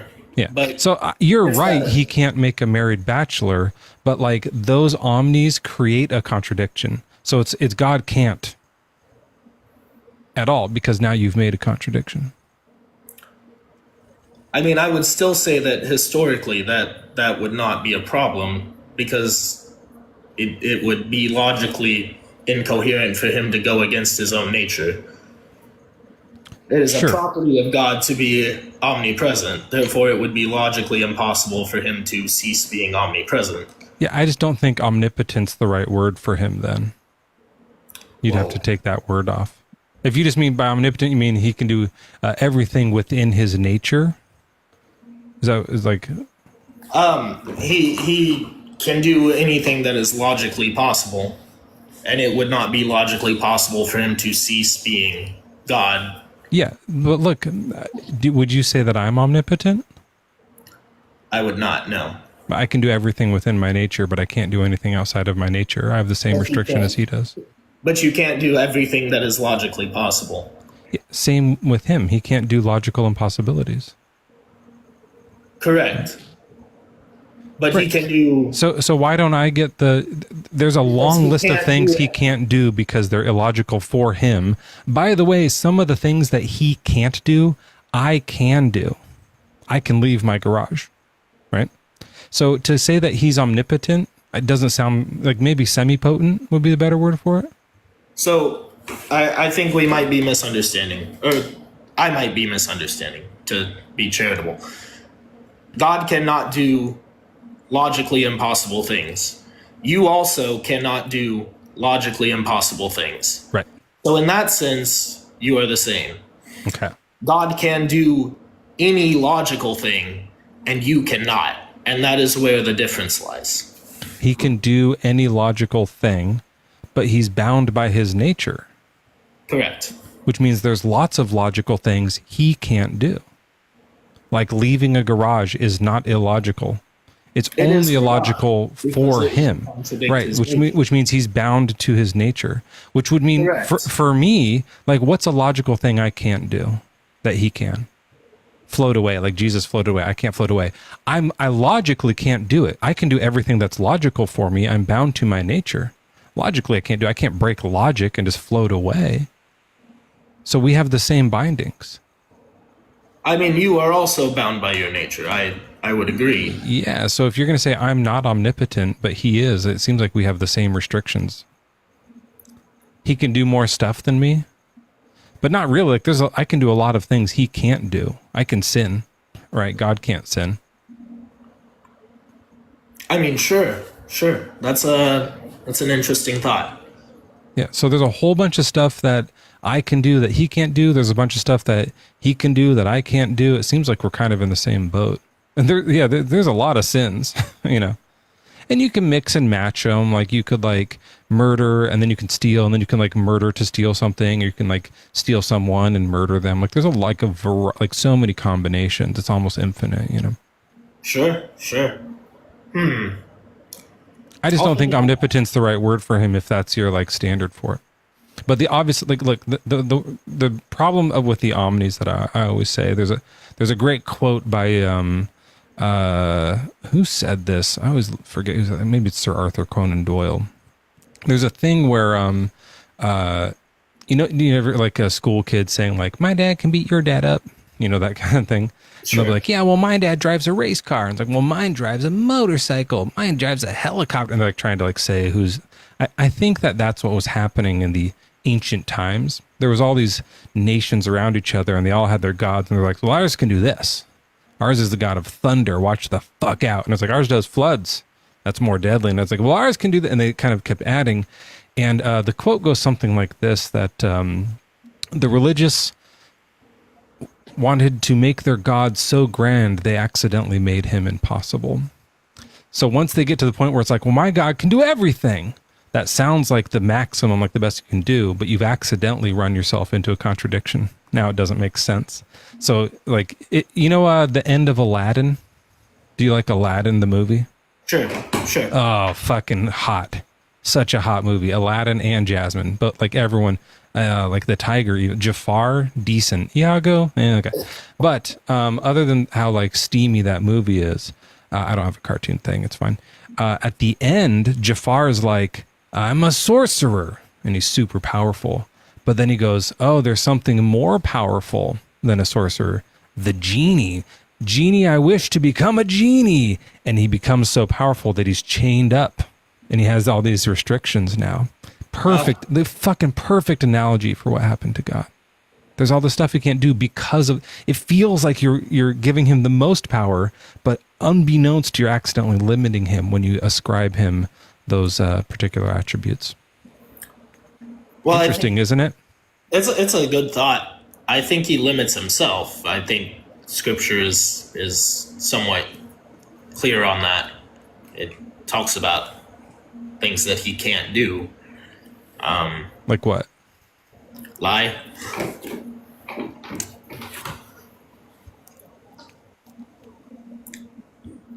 He cannot lie.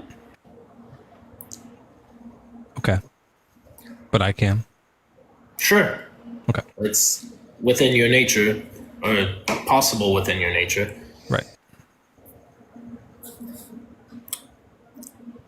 I thought you were going he to talk does about... lie in the Bible, though. Like there's sometimes he sends the deceiving spirit and things like that. So there's some lies. I think he could do those, but also obviously it's mythology, so you can kind of do whatever. Sure. Wait, why can't he lie? Is it because it's bad? No, it's because he's the grounding for truth. Oh, okay. I'm actually really thinking.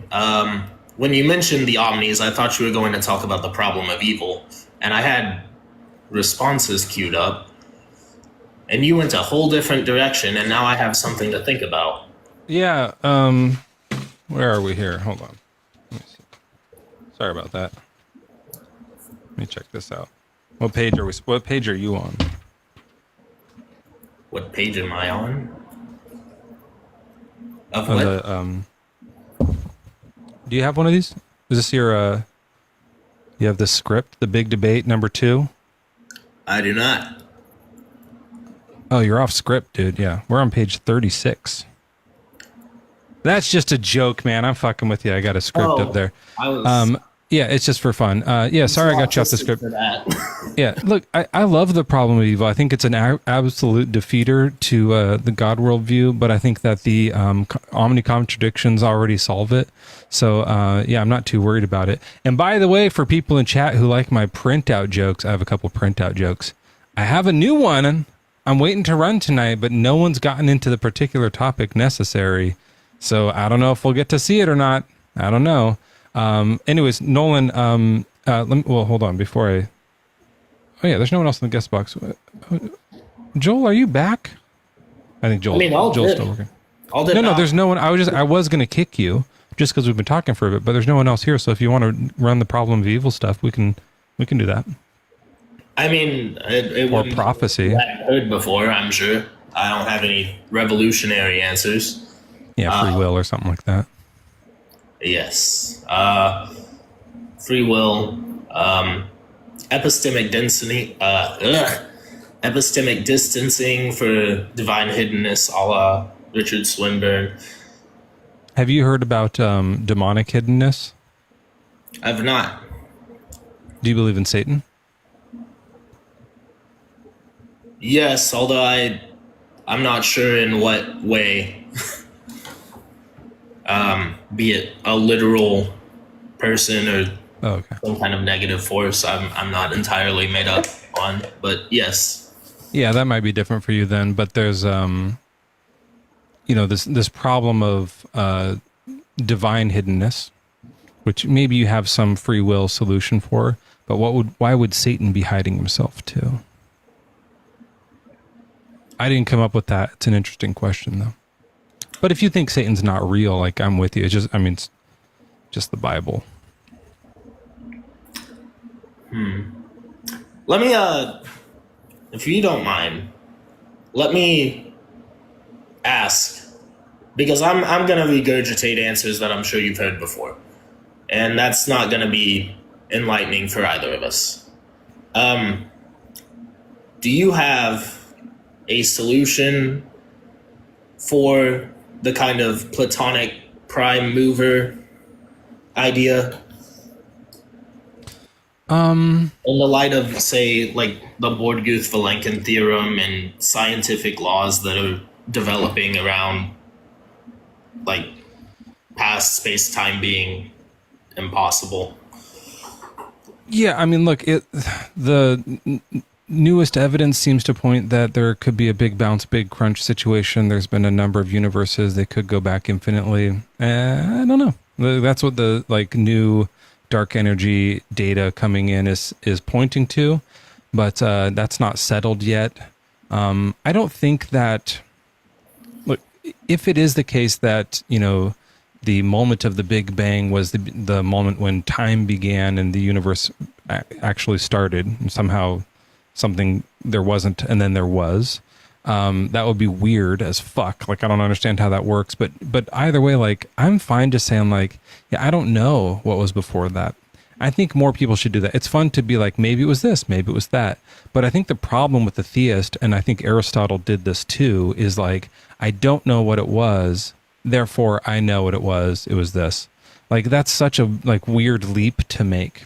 And especially to do the Christian leap of going like, well, I don't know what was before the Big Bang, so I know it was God. I know it was a being with a mind that can do telepathy with me and has moral preferences for us. Like, it's such a weird jump to make that, like, you have to, like, it's just, like, so unsettling. You know what I mean? It like, out of, when you just think of the beginning of time, like, why would he do this?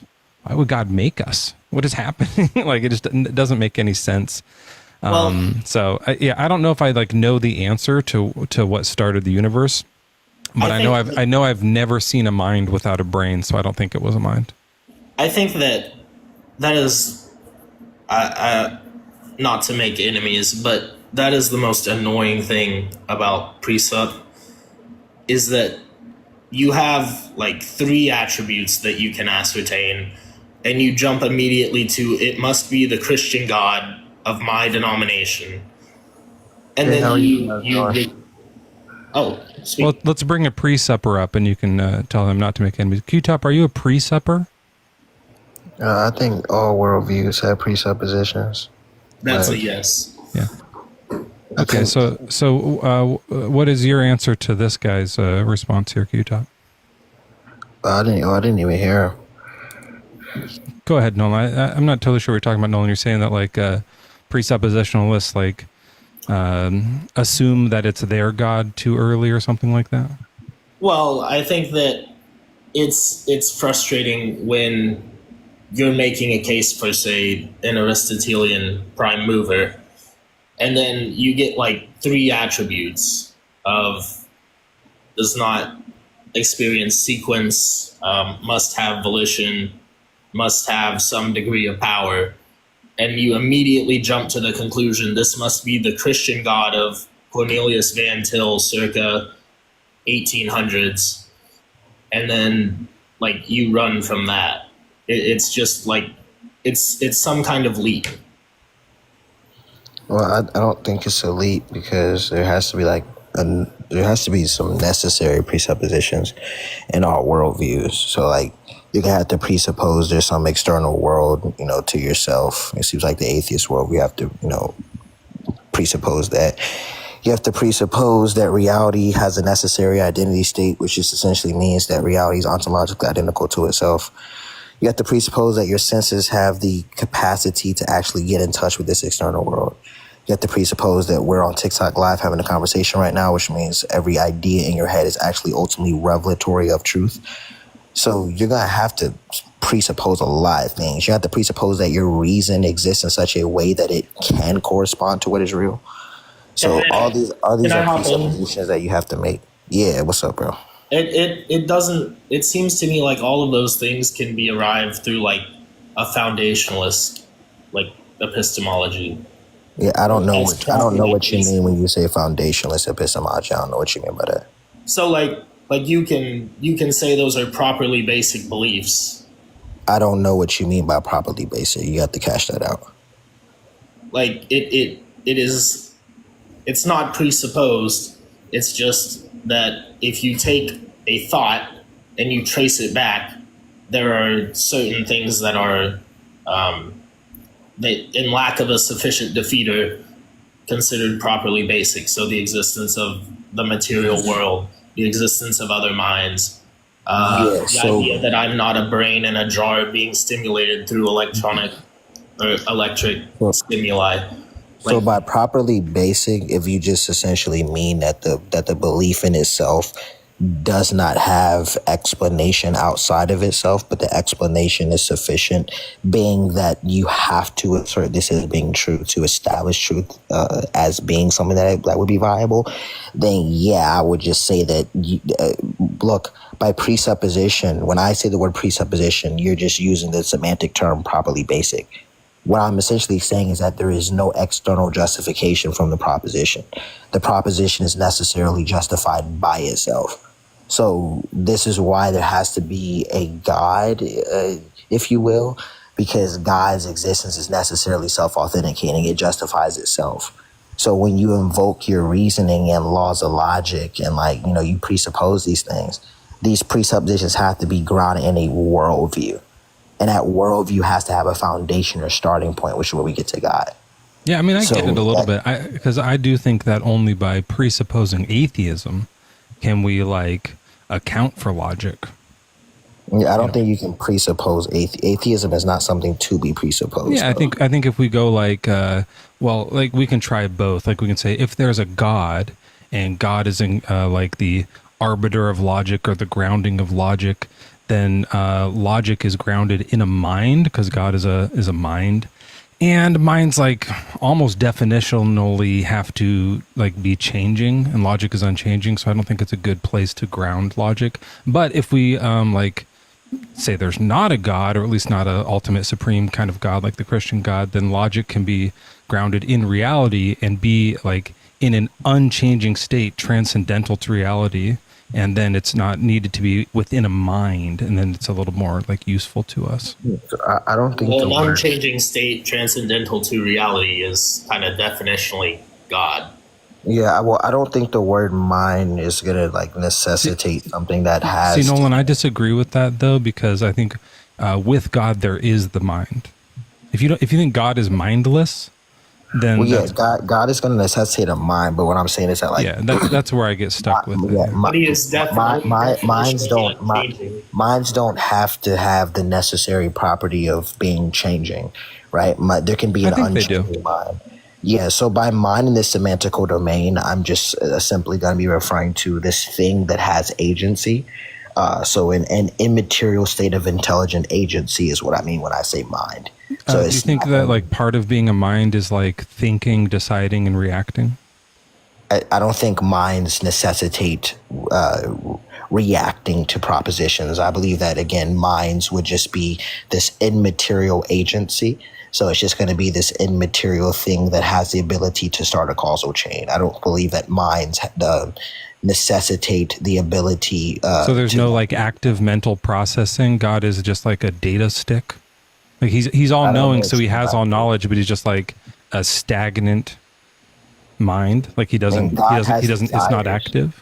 So minds have desires, and God has desires, but I don't know what you mean by data stick. I don't know what it's going to have like a state of like not choosing to do something and then choosing to do that. God doesn't choose to do things. So God is what we call purely actualization. He doesn't have free will.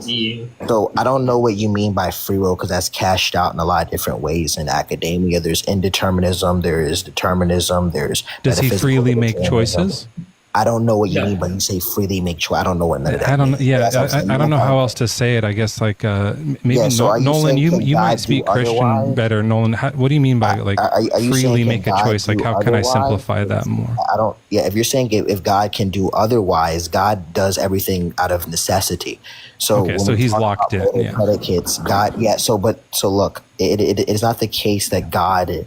There's just like thing outside of God's sovereignty that is like necessitating that God do action A over action B. It is the case that because God is perfect, he only can do a set of necessary propositional states. That's what we were talking about, Nolan. This is how God is so limited, and we can't use the word omnipotent because he can't do so many things. It's not that God can't. He really can't. He can only do one thing. Can I get a word in? Yeah, go ahead, Nolan. It's not that he can't do. Hold on, Nolan was going to say something. Out of necessity. Yeah, go ahead. I think Q-Top and I are probably about to say the same things in a little bit different ways. God is not a volitional being in the sense that he takes actions. God's nature is perfected to X degree, where he will respond to free agents in the same way every time, in accordance with that nature. And so he doesn't like consider multiple options of how he's going to approach X scenario when Y happens. He is, I don't know the Latin for it. I can't ask all the girls. Yeah, so like but he is this active being. Yeah, so like if God does propositional status A can only occur if and only if God necessarily actualizes it, right? And so God is not choosing. But he has to actualize it. If he's going to, he has to. Well, he has to actualize it, not derivative of some sort of like non-causal relation. God is actualizing all propositional states. Do his actualizations have an impact on our will? Well, yeah. Well, God determines everything to come to pass. So everything that occurs necessarily must occur. Yeah. So no one has free will. Yeah. I'm a necessitarian, so I believe that free will is cashed out in the ability to act in accordance with our desires. So we can't choose anything other than what we chose, right? Now, that doesn't mean that we didn't choose, right? We have a will that was given to us by God. And so but he had to give us that particular will. We say that he had to. It's not a sense that... What word did you just use? That God is necessary. Compatibilism? Yeah, I'm a compatibilist for sure, yeah. So I That's believe that free will is the That's ability to necessary. choose in accordance with your desires. You didn't choose your gender. You didn't choose your hair color. You didn't choose your race.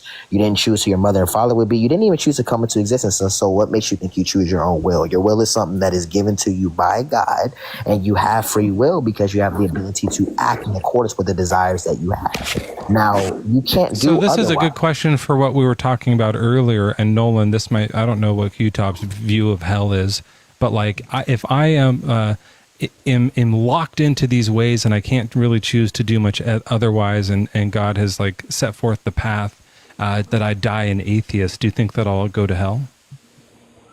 I'm sorry, brother. Can you go ahead and cash that out again? If I die an atheist, do you think I will go to hell? Like my consciousness will exist in eternal torment? If you die rejection, if you die in total rejection, unconvinced, not just a rejection, but unconvinced. Okay. So yeah, there is no such thing as being simply lacking belief, or in other words, being unconvinced of the proposition. Oh, that's interesting. God is being raised as a necessary proposition, which is going to necessarily entail that you are either affirming or negating the. Okay, I negate it. Yeah, sure. So so God is false. I don't believe in God. I learn later it's true when I die and I go to hell. Is that what you think happens? I'll be in hell. I think that's a conditional that is impossible, because I think that the revelation of God is cashed out, that all human beings know that God necessarily exists. Now, who that God is... Can you cash out what you mean when you say cash out? I don't, like, you keep using that word. I don't understand what you mean by it. Yeah, cash out just means to unpack a propositional status. So it just essentially means to unpack the conceptual content within a proposition. So when I say that I cash something out, it means that I have justified the conceptual content within a proposition. Okay, so when I say, if I die, do I go to hell? Which part of that question do you need me to cash out? Yeah, what I'm saying is that the conditional is impossible. Why? When you say if, that's a conditional. Yeah, the conditional is okay, so then I don't go to hell. If that's impossible... this question is impossible? Conditional is impossible when you assert that you don't know that God exists. That's an impossible conditional. Okay, how about this? I'll do it propositional for you. If an atheist dies, they go to hell. An atheist dies, therefore they go to hell. Do you agree with that? Well, I don't believe atheism is a position that can be held, so I would reject the conditional. All right, man. I don't know what else to do with you. You don't understand what any of these words mean, and it's boring. So I'm gonna just move on from that. Sorry, Nolan. I wanted to let you get a chance to cook him.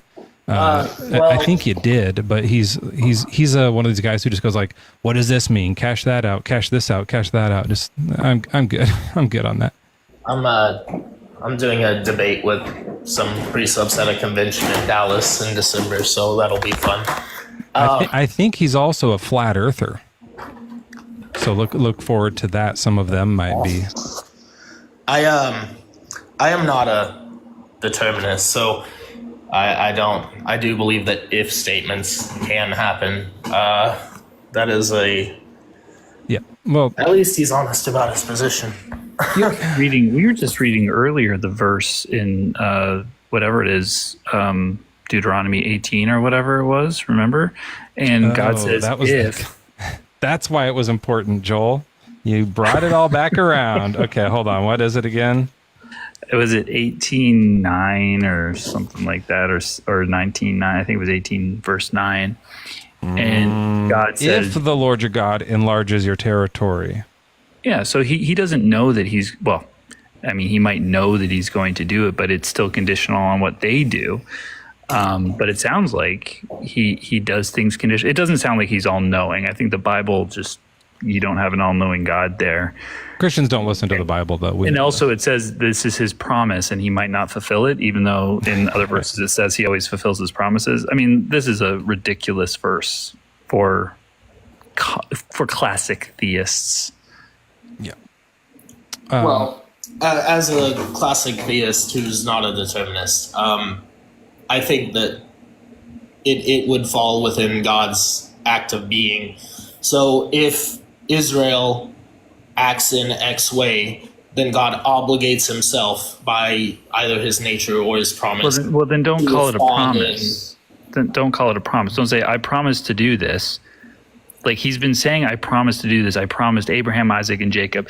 Never a conditional. And then, 500 years later or 1,000 years later, he says in one place in Deuteronomy, by the way, if you follow these laws, then I will fulfill the promise that I was talking about this whole time. That seems like you could have given us the full story. It's the fine print. It's the Apple TOS of Judaism, at least there. So yeah. But Nolan, we've been talking for, I think it says here 17 hours. Could that be right? Oh, that sounds about right. That's a bit of a long time, but it was nice talking to you. I'd like you to come back sometime and let's get into it again. All right. Okay, bet. Hey, real quick, if you don't mind. So when we talked about the omnis, there's no way you could put your argument into like a syllogism or something I could remember. Let me see here. It was something along the lines of like, yeah, I can do it. By I gotta my type definition of omnipotent, you would be omnipotent, but I don't entirely recall it. I did want to look into that a little bit. If omnipotent beings are restricted by their nature, they're not omnipotent. That's basically the argument. You get it. Like it's kind of like what Joel was saying. Then don't call it a promise. I'm saying don't call it omnipotence. If omnipotence means you can do anything, and there are things you can't do, then you're not omnipotent. Or try if your omnipotent being can't do something, he might be a redneck. Try that. Okay, I can remember that. Okay. All right. Well, thanks, man. I enjoy you having me on. Appreciate it. Bye.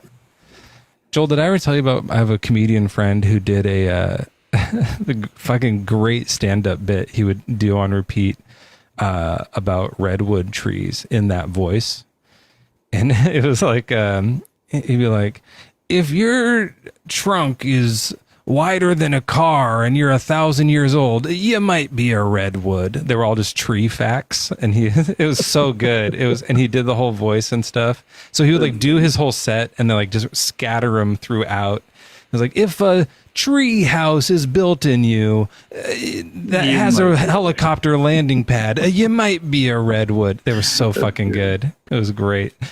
Man, I liked that. Riggsy, are you here, Riggsy? Riggsy, do you mean to be here? Eleanor Rigsby. I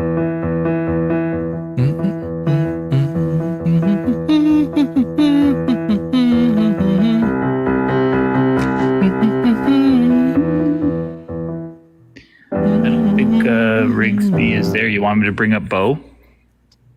Yeah. What I've been doing when people don't answer is I mute them for a minute and just like give them a minute and see if they were like, oh, I set my phone down while I was on request because I was taking a big old poo poo. Then I'll let them back up and say, well, did you wash your hands? Right. And then we get that answer. Why don't we do this? Top of the hour. Oh, what? That's it. Was that what you were going to say? Yeah, of course. Because guess what? It's 2:14. And that is the top of the hour, 2:14 a.m., and we are live on Bad Bible Debates. Mezzo Sphere is hosting here. Just a second, Bo. Oh, my mistake, sorry. You guys know me, I'm JRB. It is 2:14. It is the top of the hour. We've got Bosef growling in the hot seat. No relationship to Joseph Stalin. That's funny. And he's probably going to be ridiculous and a troll. But you know what? It's the top of the hour. We're going to have a lot of fun with it. Mezzo, why don't you walk us through this beautiful tune for a second? And then what? Take it away? And then take it away.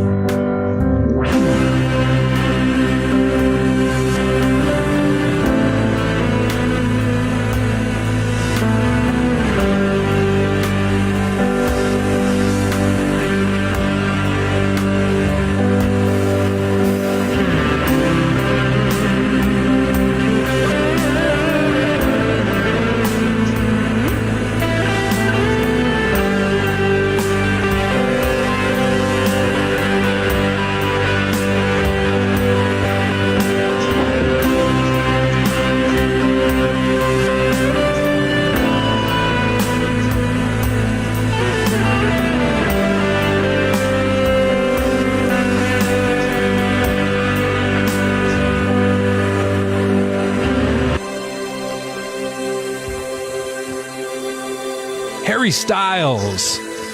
Special guest Harry Styles will be here Sunday morning with us to talk about my cover of his song, Got to Get Away. Fuck, that's not the name of the song. What's the song called? Time of Your Life? No, that's Green Day. Times of the Signs of the Life. Life of the Times. The Life and Times of Harry Styles. Sunday morning, come here for Atheist Sunday School. He's going to be our guest. He's deconstructing live with us. Bosef, welcome in. You're opening for Harry Styles. Basically, like after this, you'll probably be our last guest, and then he's the next one on Sunday. So, just keep that in mind. Maybe sing a little bit. What do you get? What's your age and religion? Okay. Yeah. I'm 39, and I'm a Christian. Thanks for not putting the pressure on. Why are you a Christian? You believe in Jesus or something? Oh yeah, absolutely. Yeah. That's not. I spent majority of my adult life as an atheist, then became a little more agnostic, and then came around to Christianity. What got you? Was it Jesus or something? It was a multitude of things. I've constantly had people ask me like, "Oh, what is the one thing?" There was never like a one thing. I believe that when I look at the culmination of evidence, I can give the basis of like, how we do quarter law in the U.S. like the most beyond a reasonable doubt is how I would put it, I guess. It was one thing for me when I believe. There was one thing that really held me in there. Mm-hmm. It was probably the indoctrination. I think above everything else, that's the thing that really, I really clung to that. That was convincing. Yeah. Oh yeah. Yeah. I can totally get that. I mean, look, Christianity and Christians, there's a lot of flawed or misguided or just people maybe posing as Christians that aren't actually Christians. Let me ask you this question. What was your favorite atheist argument when you were an atheist? What was the one that you love this question, Joel. I haven't told you this in person, but I love this question because then they say something, I get to use it. Yeah, and oftentimes they don't even have one. So sure, but he's gonna. So yeah, when you were an atheist, what was the one thing that you were like, gotcha? This is what you use on theists. When I was an atheist, what was like you're sort of give some clarity here? You're asking. Yeah, what was your main? There's a bunch of atheist arguments. There's like God, there's thousands of them. Like what was the one that you really were like that you used the most? We might say something like, "I could never believe there's a God because this." So what was yours? Where you're like, "I don't believe in God." This, like with the last guy, I was like, for me, it's the omni properties. These don't make sense. They contradict. What was it for you? Yeah, I mean, to be honest, when I was an atheist, I really didn't think about it that much. I just like the way I kind of thought about it as an atheist was I was like, well, it's like I would put it now, I was like, all right, well, like I don't believe that Santa Claus is real, so like I don't dedicate any time or effort to even thinking or caring about Santa Claus because I don't think he's real. So the Santa Claus argument. I mean, that's the best analogy I can get. I didn't have like this thing of like, well, I don't believe God is real because. So you didn't believe in Santa Claus either? No, I don't believe in Santa Claus. So you're kind of like when you're an atheist, though, most atheists do. Yeah, you have to have magic. Most atheists believe in Santa Claus. You have to have magic somewhere in your life. Well, like if for sure, but like it's like if you were raised Christian, like indoctrinated, like I said, and then you like leave Christianity, you need to like put that. Yeah, you have to put that somewhere. So most atheists just end up kind of saying like, like Santa's still real. Or like not everyone, but most of us. But the ones that don't are fucking dead inside. Mm. Yeah, you look in their eyes and it's just like all pupil. Looks like the guitar player from Limp Bizkit. Remember those contacts he used to wear? Yeah, so cool. But also scary if it's a real person. He for sure doesn't believe in Santa Claus. Yeah, but you're sitting there and you're going, this is like Santa Claus is a fairy tale. There's no evidence of Santa Claus. Why would I believe in that? God's exactly like that. So then what changed? How did you suddenly get evidence and stop believing that it's a fairy tale. Well, Santa doesn't come along with all the prophecy, maybe. Don't give him stuff. What are you? Are there Santa prophecies? Am I wrong about that? Well, it's is it? Do you go by Mezzo? Is that what you? He goes by Joel. Are we asking me? I know. Yeah, I'm asking. Yeah, I go by Mezzo. Oh, I get it. Yeah, so that's why I was confused. Yeah. Well, first off, Joel. like Mezzo can give me all the hints that he wants. This is Rigsy. Yeah, no, I know, but I was saying Rigsy was saying something, and I was saying to your point because he said, "Oh, don't give him any hints," and I'm saying, Mezzo, you can give me all the hints you want. Like honestly, y'all are you're definitely much more articulate than I am. You high likelihood that you're probably in at least some avenues more intelligent than I am. I can't even say the word articulate, so I wouldn't worry about that.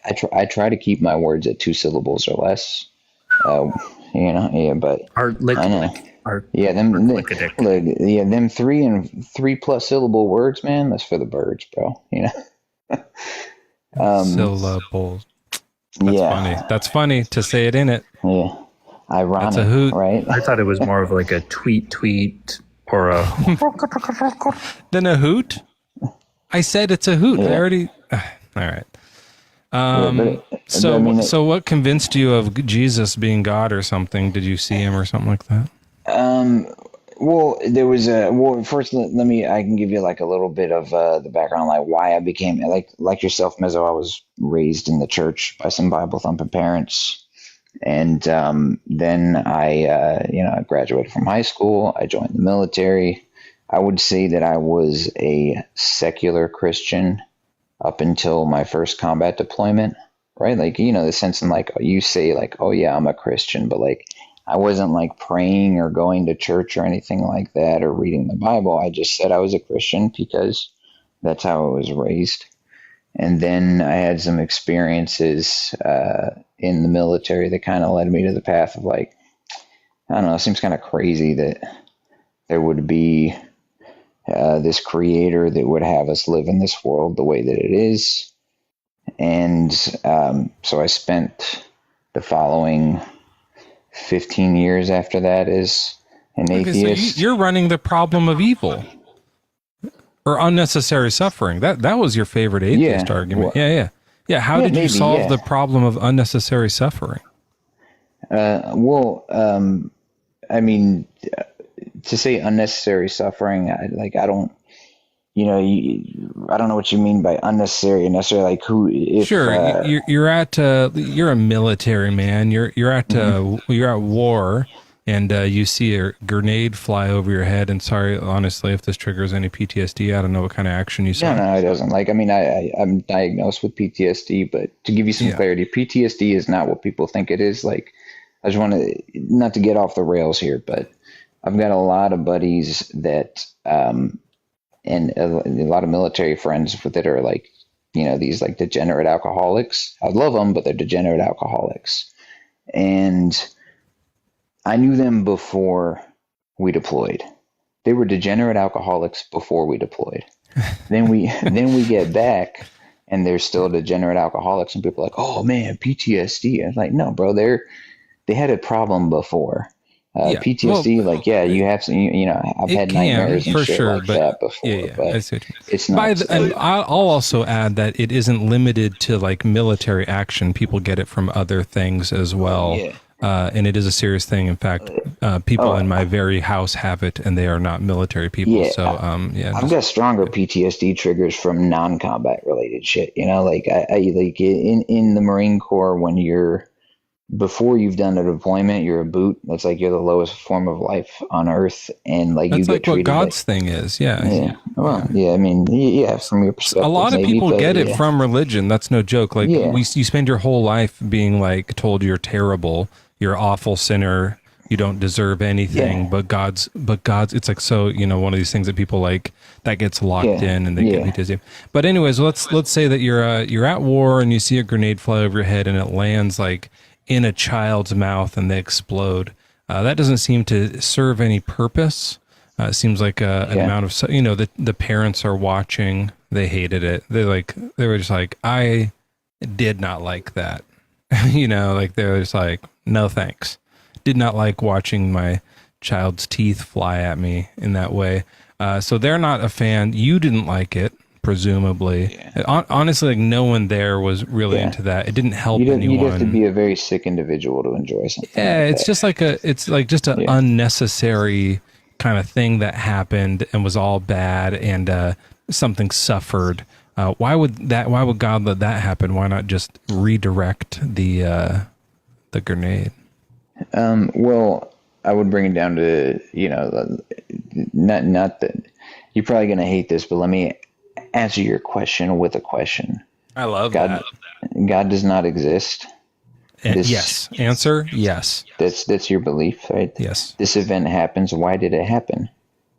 Because nature is neutral. It doesn't have the ability to change the laws of physics. So nature can't stop that grenade. And also it doesn't have the will to stop the grenade. Nature has no preference as to what happens. It's completely neutral to us. Well, you're saying the human did it, maybe on accident, right? That could even be an accident that happened, right? So that's why. Yeah, but you're saying nature, but like you also said the human did it. So the person did it. Right? Yeah, someone did it, but it was an accident. Like people die on accident all the time. Yeah, but still someone did it. Super unnecessary, right? Yeah, so... it's necessary in my worldview because nature can't do shit and humans are fuck-ups, right? Because we were made by nature. Like we're not perfect, so we make mistakes, right? Yeah. And also some people are shitheads and they chuck grenades at kids, so like that makes sense that is like part of our worldview. The only worldview it doesn't fit in is yours. Actually, I don't know about Rigsby's for sure. Rigsby's might be like a grenade enthusiast. I honestly have no idea. But it doesn't make sense in your worldview because there's an all good God watching out for us who intervenes with us daily and let this terrible thing happen. Yeah. Yeah, well, first off, I mean, you can totally be a grenade enthusiast and not cause damage, right? Like you can, they actually have grenade ranges. I wasn't saying Rigby was the one who threw the grenade at the kid. I know. But throwing grenades in training, a lot of fun. But I would disagree with you that it is not a necessary part of my worldview because my worldview, as you had mentioned, like we are, we're humans, we're dum-dums, we make mistakes. We are we are or can be evil, but God gives us free will. So the majority of, I would say that all the evil in the world that happens is due to free will. The majority of like bad things or unnecessary suffering, I believe, is a result of free will. Right, like because as we have agreed to that, like whether God exists or not, humans do shitty things. I think I'm not totally sure, but I think Joel, you've looked into this, right? You checked into that free will response. I don't think it works. No, and you're talking about like unnecessary, like it's unnecessary for us to have free will, if that's the reason. So why would it be unnecessary to? I mean, I feel like it's not necessary to have free will. Well, I mean, if love requires free will because love is something that has to be freely given. Yeah, it's not necessary to like who gets the love. Well, it's I wouldn't say who gets the love. I would say who gives the love instead. Who gives maybe the love? Where is the love? You do like love is a. Who am I loving? Whoever you choose to love. Okay, well, but I also don't think that love is like a infatuation or like a feeling. I think love is a choice, right? I think infatuation is different from love. Like love is a position of self-sacrifice. I think God gave us free will so we could love each other. No, I think God gave us free will so that we can choose to love Him or not. Oh yeah, that's unnecessary. So he gets the love. Yeah. So if it's us loving God, that's God. That is unnecessary. Yeah. Well, no, I mean, I think it to me it makes sense because if you love something, you wouldn't want to force that thing, person, being, whatever you want to call it, to love you back. You would want it to choose to love you back. To me, that sorry, we're talking about necessity here, and Mezzo was talking about this earlier tonight, where like if God is perfect and complete, he's not going to need something to love him. Like that's not going to be. Yeah, he doesn't need us to love him. Yeah, so to give us free will so that we can love him is unnecessary. So every single suffering, every single little bit of suffering in the world is unnecessary under your view. Yeah, but I would say that existence in general would be unnecessary then. Right. You existing would be unnecessary. Right. Yeah. And not only that, but like an error on his part, because at the beginning of time before we existed, God is love, right? He's 100% love. He has 100% love. He's infinitely loving. And then he creates us, and then there's sin, and then there's some stuff that he hates. So he goes from being all love to being some love and some hate, right? So he decreased the amount of love percentage in the universe by creating us. That seems like an error. Yeah, I mean, I don't know if respectfully, I disagree with that. You say you like, can do God it disrespectful. You can call me a piece of shit. You can slap me around a little bit. I like it. This is your show, right? Like we had the saying in the Marine Corps, right? Like you're fucking this monkey. We're just watching. Right? It's your show. That I like. Yeah, it is a good saying, isn't it? So it's your show, and I might. Did the monkey consent? Well, I mean, it's your show. I don't know, man. You tell me. Like you're fucking the monkey. You tell me. I don't feel as comfortable with it. Let's say it was like a really clever bonono who had advanced sign language enough that they were able to consent, and then I'm fine with it. Okay. Yeah. Okay. I mean, yeah, I'm just giving just a turn of phrase, right? And one that I do find hilarious. Yeah. But like bestiality is great. So you just got to be a little careful. Just make sure that they can do sign language or something like that. I don't know, because you called it a bonono. So if it kept on saying no, I did. I don't think you should be fucking that bonono. To be clear, I hope none of y'all and none of us or nobody is fucking monkeys. No. Like, I can't speak for Riggsy came off mute. Are you here, Riggsy? Why did Riggsy come off mute? Wheeler? Monkey did it. Yeah. Riggsy, I'm gonna drop you down. You honestly, Riggsy, you've been a disappointment. Sensual. She had no good points. Thing going on with a monkey right now with them. I don't know. Who knows? All right, enough monkey fucking. What are you saying about God? Something interesting, maybe? No, I mean, I was just saying that I don't.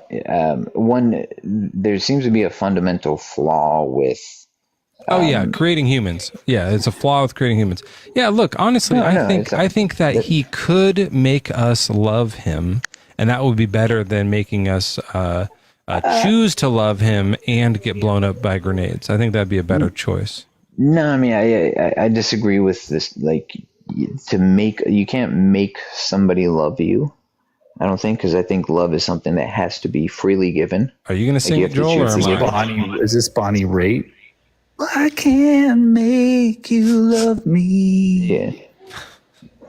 Yeah. By the way, I did enjoy your top of the hour thing, Mezzo. You are. I'll give you this. You're a talented musician. Well, you can say that. You can give me that I'm also a excellent debater and I crush Christians. Yeah, you can give me all that too. I think you're a talented debater as well. But I appreciated your top of the hour thing. Stop fucking with my monkey. Now that's enough. Okay, look. So here's the thing. Why can't God be fine with the love He has? Make us in heaven. Wait, do you think we have free will in heaven? I mean, I assume so. Well, yeah. Do you believe in angels and stuff? Yeah, I believe in angels. Do they have free will? Yeah, that's I mean, that's why Satan exists, this right? is dumb. Satan okay, so free will. He can make a perfect place that has no sin in it, has no toothy grenades blasting around, and people have free will. Just make it like that. Yeah, well, it does exist, but like, why are you guaranteed automatic entry? Like, is that I don't because He loves us. What? Unconditionally. But he's also just, and I feel like that's not just to say like, oh well, like Everybody that I made without being asked doesn't get to come here. That's not just at all. You know. If he makes us, he should give us the thing. That's crazy. I feel like he gives you a very simple like entry fee, right? Like he says, like, well, you can't pay the cover charge on your own unless you believe nonsense. You have to believe mythology to get in. That's such a scam. Yeah, well, that's a scam. You have to believe that Jesus Christ paid the sin debt for you to get in. How am I supposed to believe that? The story's nonsense. It has dragons in it. It has miracles and magic in it. It has sorcerers and wizards and talking animals. It's I mean, you got to know that your side has the hard side to like be convincing. Well, I would say that like one that depends on if you're because like you can be a Christian and still like believe in evolution and all of that. Like it, not like, really. No, I don't like it. I mean, you can be a Christian, do anything you want because it's all made up. But you shouldn't because it says. Well, I mean, would you agree with the statement that there's a lot of analogies and parables in the Bible? Like Jesus spoke in parables, I think right? that's all it is. Yeah. Yeah. Well, so Jesus spoke in parables. So, like, if you take the evolutionary, oh, you think Genesis was a parable? It could be an analogy. It depends. I don't take. Well, to give you an example here, right? Like eating the the forbidden fruit in the Garden of Eden. If you look at one of the evolutionary arguments of like how man made the big leap from primates to Homo sapiens is that we started becoming scavengers and eating meat, and that gave us the protein enzymes that our brain needed to expand our intellect. And you could make the argument there of like evolution from a parable standpoint. That could be the argument of the forbidden fruit. So I don't think. Why would it be forbidden? What's the parable there? God wanted us to stay like she wanted us to stay as like early hominids. Well, no, I mean that would be the free will argument, right? Like even if God makes a perfect everything, like the Garden of Eden thing, like Garden of Eden was perfect, they could do no sin there. God literally said, "Hey, by the way, one rule: don't eat from this tree." Like there was literally nothing else they could do wrong. Just don't eat this. And in our flawed nature, or in I wouldn't say flawed nature, but like in our like the free will aspect there, it's like, well, what did we do? We did the one thing that we were not supposed to do, and that led us down this path. And whether that's from the literal Garden of Eden or the metaphorical evolutionary leap of going from scavengers, primates to Homo sapiens, I don't know, but so if that is what happened, then why don't you just think that's what happened with like Jesus? You think that part is actually true? I mean, I think it's fair to conclude that Jesus existed. I know that no one cares about that. Like, yeah, he did miracles in the story. Lots of people exist. It's not that impressive. Fucking, I am almost doing it. Like, it's fine. It's really the like he turned water into wine. Mm-hmm. Yeah, I mean, do you think that part is true? Yeah, personally, I do. But that.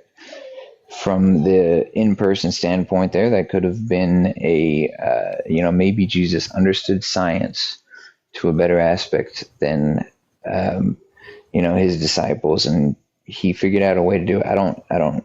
The religion of maybes. Bosef, I'm getting a kind of bad echo from you. I don't know if you have headphones or something. Yeah, I'm like hearing my voice come back louder. Is it still happening? I don't know. Oh no, that's a little better.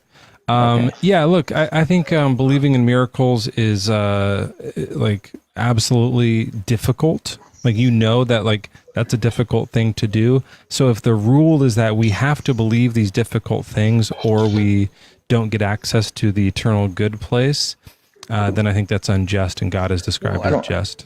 I don't think you necessarily have to believe these difficult things. I mean, at the crux of it, the requirement is you have to believe that Jesus has paid your sin debt and accept. I don't believe in sin. Why would I believe in sin? The sin is a metaphor. Well, I mean, I would say that sin is just a word to describe something bad. But like he paid it by coming down unnecessarily and dying and then raising from the dead. Like things that like just this doesn't happen. Like this just isn't. Well, how did that? No, I mean, I would say it would be necessary for him to do it because like human beings are clearly flawed. Like to me, that's part of the reason why Christianity makes sense as a religion if you're going to pick one, because Christianity is a religion where you say, all right, well, clearly I'm flawed. I need to be saved, and it offers a savior. Most other religions don't. Why is dying the saving? Well, it's the just fulfillment of God's law. Like, I mean, God, from Christians we would say like God is a just God. I wouldn't say fair. I would say God is just. So if we sin, we're supposed to die, but we don't have to because Jesus did? Yeah, I mean, well, yeah, the wages of sin is death. Yeah, why? That seems too harsh. I think that's too harsh. Yeah, I mean, but a just God chose the death penalty for even minor sins? Well, a just God also gave you an easy out by letting somebody else pay the debt for it. Doesn't matter. That doesn't make his initial shitty rule be fixed because he like why would justice be a shitty rule? Because he still had to kill his son. Like, why not make the rule be him killing himself? It was him coming down and like Jesus is God in human form. It was him humbling himself. And when you have to die, and there is an echo again. When before there was like sacrifices, right? Like you have to, if you sin, you have to kill a sheep or something, right? Yeah, like the blood sacrifices. And who gets the sacrifice? Well, you're making the sacrifice to God. Right. So he gets the like sheep soul or something because normally it'd be like you're supposed to die. And then your soul would go to hell for sinning, I assume, right? Because it's not just death, but like eternal punishment. But he's saying instead, you kill the sheep, and then we can do that in your place. Yeah, well, I would say the sacrifices are a fulfillment of justice, and like there's a key thing, like there's a difference between fairness and justice, right? Like justice is somebody did something wrong, somebody has to pay for it. Fairness is you did something wrong, you pay for it. Or the sheep pays for it. Yeah, well, I mean, from the Christian viewpoint, and I think most. So he was unjust by sending his son to be sacrificed. That's interesting. But my question is more about this. No, he was just in that because Jesus was God in human form. We refer to him as the son because it is. So here's my real question. This is interesting to me because when you say the wages of sin is death. Do you just mean physical death? Or is it like... No, it's spiritual death. Okay, so if you steal, you're guilty enough to deserve hell. I mean, yeah, if you commit an evil act, then you're like the wage of that is... eternal damnation. Eternal separation from God. And so what happens... I wouldn't necessarily call it eternal damnation, but it's hell. Sure, yeah. I get it. So your soul goes to hell. Your soul is eternally separated from God. Or I mean, there are some Christians that make and it sucks, right? Like it's not good. Yeah, yeah. I mean, all goodness. So what happens in the Old Testament is when you do a steal, a price is owed. God is like, I am supposed to put you in hell, but instead. Kill the sheep. Does the sheep's soul go to hell? Well, I don't know if sheep have a soul. I think that is just a. I mean, the Bible says that animals do. Oh, it does. Where does, I mean, I'm not disagreeing with you. I'm just not. Yeah, I said to myself, God will, this is from Solomon, the wisest man ever, God will judge the righteous and the wicked, for he has appointed a time for every matter and for every work. I said to myself with regard to humans, that God is testing them to show that they are but animals. For the fate of humans and the fate of animals is the same. As one dies, so dies the other. They all have the same breath. Breath means soul in Bible talk, like he breathed life. That was, soul is the breath. And humans have no advantage over the animals, for all is vanity. All go to one place, all are from the dust, and all turn to dust again. Who knows whether human spirit goes upward and the spirit of animals goes downward into the earth? So he doesn't know if they go to heaven or hell, but they for sure have one in this verse in Ecclesiastes. So if it's the case that the soul of the sheep goes to hell and is separated from God in place of you, then that's fucked up for the sheep, but it's most fucked up for God, who could say, instead of the wages of sin being eternal death, it could be, let me think of something else. It could be, what would be like a lighter... Eep. Like instead of the wages of sin being death, I don't know if Joel, if you have any ideas of like it could be For a sheep specifically? Yeah, for everything, any Anyone? sin. Oh yeah, like I would be cool with tickled by a feather or something like that. I like that. Okay, so it's like, yeah, so the wages of sin is tickled by a feather. Now God's all powerful; He can do anything He wants. That could very well just be the case. And someone in chat just said tickled by a feather too, like at the same time. That was crazy. So if it was tickled by a feather, then, and it could be your soul gets tickled by a feather if you have to be a soul thing. Instead of like death and, no, I guess it has to be physical. Instead of death and eternal separation from God, we wouldn't need to tickle the sheep's feet.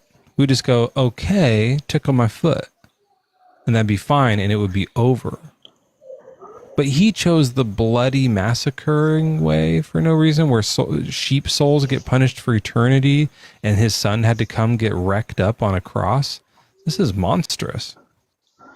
Yeah, well, I think there's a fundamental flaw with, the basis of this belief. Like, because people always say, oh, God is omnipotent and omniscient. Or yeah, God's all-knowing and all-powerful. So he could have done things in any way, shape, or form. I would say that one, God being all-knowing, there seems to be this idea that it's like, God is predicting the future. Like God, I think that's a flawed way to look at it. I would say that God is all-knowing because he exists outside of time, so he knows the beginning and the end, and he does have, and he needs certain things to happen, but also doesn't want to interfere with the will. He needs the blood to happen. And he doesn't want to interfere with free will. So he knows the beginning and the end. Why wouldn't tickled by a foot wouldn't interrupt your free will? In fact, you'd have more, because you wouldn't be like held down, like you wouldn't be being coerced with such a like crazy unjust punishment in the afterlife. Yeah, well there's also, so then if you look at like, have you ever said that, Joel, that your free will would be better with tickled by a feather? Yeah, so like, to my point there, like the all-knowing aspect, like people say, oh, God is all-knowing, and there's this assumption that's like he's predicting the future. I don't think that that's the case. I think that he exists outside of time, so he knows the beginning and the end. He needs certain things to happen, so that's where divine intervention comes in, and all-powerful. I don't know exactly. I think a lot of people would have difficulty really like. Let me phrase it this way: why didn't God make the wages of sin tickled by a feather? I don't know. I mean, look, I don't have every single answer for you. I don't know. Okay, well, write that down and keep it in your journal close to your heart, and then investigate it and try to figure it out. And if you do, come on back. But I'm going to move on to another guest now, okay? Okay, yeah, I appreciate you having me, brother. James, we're getting close to the end of the show. Are you with us? James Love. People are falling asleep out here. Hi, everyone in chat. I hope you're doing well. It's almost the end of the show. Joel's like so tired. He's so tired. You guessed that. I can tell. And I am too. And I don't want to do this anymore. But Omar, welcome in. What's your age and religion? Omar? Is this the guy that like goons up here? Oh, I liked his giggle though. You like that? That was the worst part. Like I didn't mind the other noises. I like a little chuckle. I don't know. I don't think that was my least favorite part. This person's name is called Fuck You. Do you think they're a Christian I should bring up? Yeah, I would guess. Like, that's the attitude of the Christians. Maybe this is like a Christian that says the quiet part out loud. Maybe. Hey, fuck you. Will you like mention in chat and just say if you're here on purpose? A lot of people have been falling asleep. I just want to make sure that you're actually trying to get up here. But that's also fine. If everyone's done, then we can probably one. James Love got cooked. Fuck you. Are you a Christian or what? What's going on? Are you just like someone who's going to do a slur? It's pretty late in the show. It's worth risking it. See what happens here. It's also. I think this is a friendly. Yo, I love you guys so much. You guys make my day all the time. I really do love you guys, and I enjoy your stream so much. I appreciate that, but there's rules here. You can't just like. I'm sorry. I know. I watch you guys all the time, but like. What's the rule? To say that I love you. What's the rule you're breaking? If you watch us, you got to tell me the rule. I'm leaving. He'll be the rule. I wanted to see if he actually knew the rule who was breaking. That would have been fun. Mezzo plus. All right. Well, thank you. Fuck you. I appreciate you. And I don't know. Maybe we all will one day. Fuck you. Jobs, welcome in. What's your age and religion?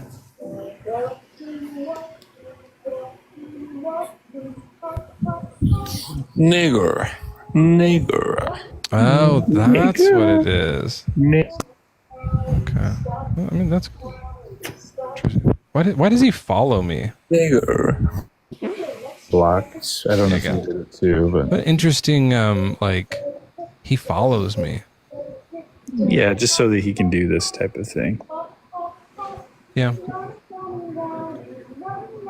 What a weird. I think we're being trolled. Frere Jacques?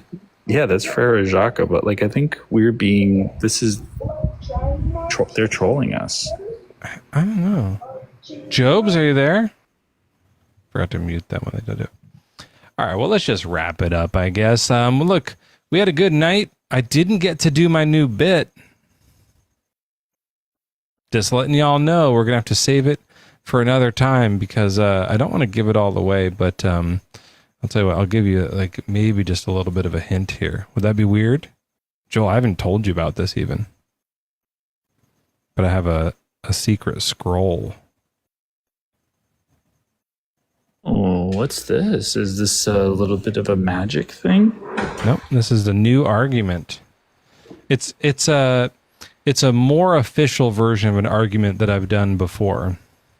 It's something that I've done quite a few times that has a visual component, and I decided to finally print it out. I think it'll be fun. I don't know if no, it's not Tog. It's prophecy related.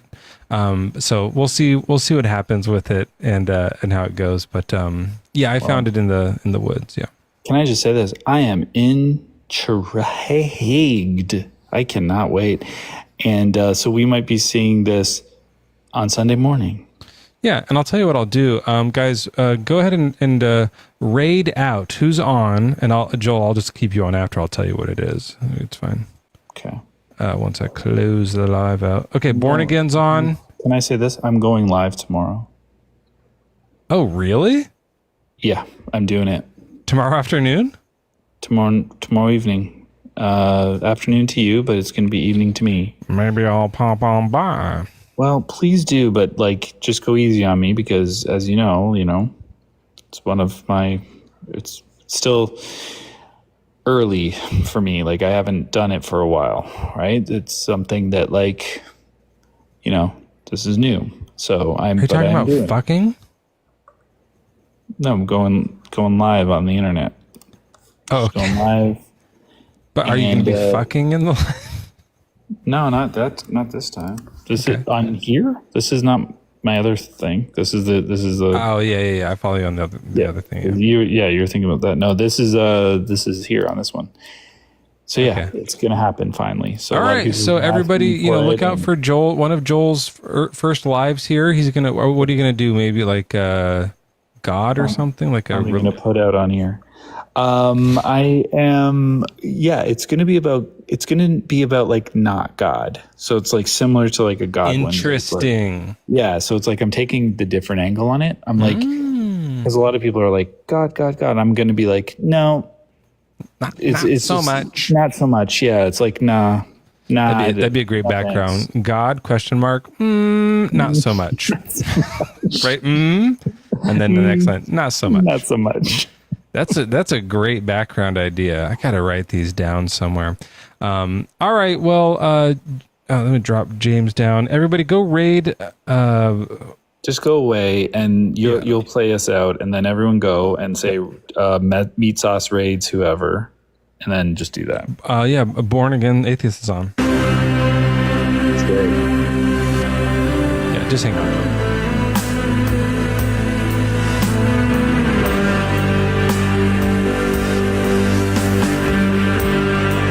Everyone for coming. Have a good night. We love you very much here. To all the freaks and all the dumplings, enjoy your evening.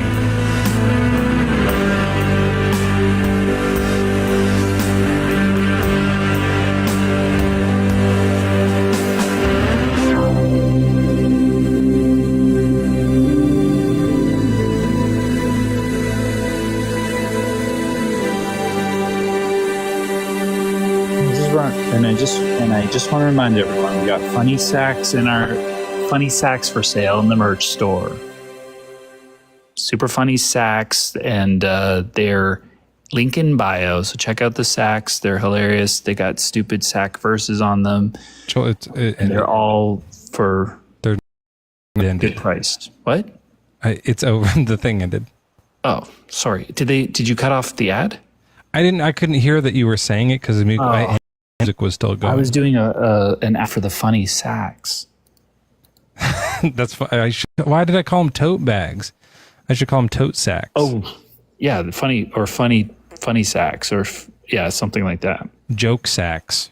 Yeah, big joke sacks. Anyway, whatever. If you like tote bags and joke sacks, yeah, that's kind of good. Okay. When we get really serious with this, we can like change all of those things, right? Like when things really start taking off, and we really become something, then we know. Like I'll probably take a little bit more of the control over those things, so that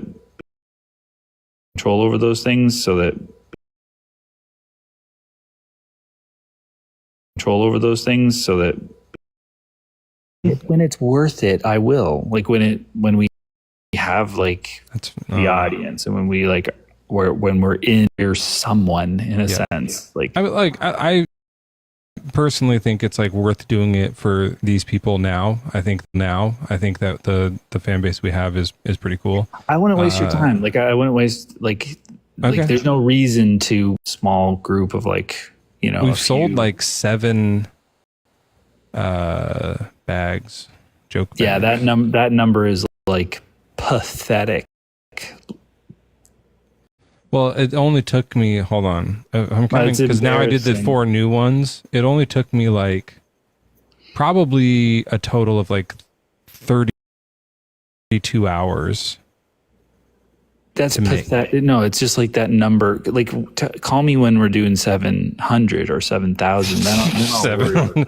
Like there was almost that many people in the live today. That'd be. I mean, look, they're not buyers though. Like we got to get the proto out there. Maybe we should make it where you can only join the live if you buy a sack.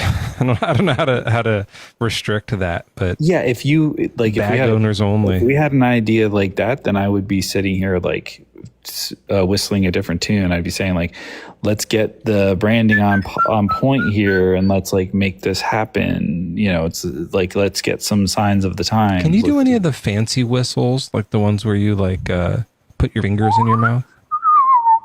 No. My son, one of my sons can do it. He learned how to do this thing, and he can't keep his fucking fingers out of his mouth. It's gross. He just walks around with like wet fingers, but like I can't do it, and he got it. It's so frustrating. Yeah, I can do the loon one sometimes. I know you can't see it because the lives are, but like you put your hands together and let me see.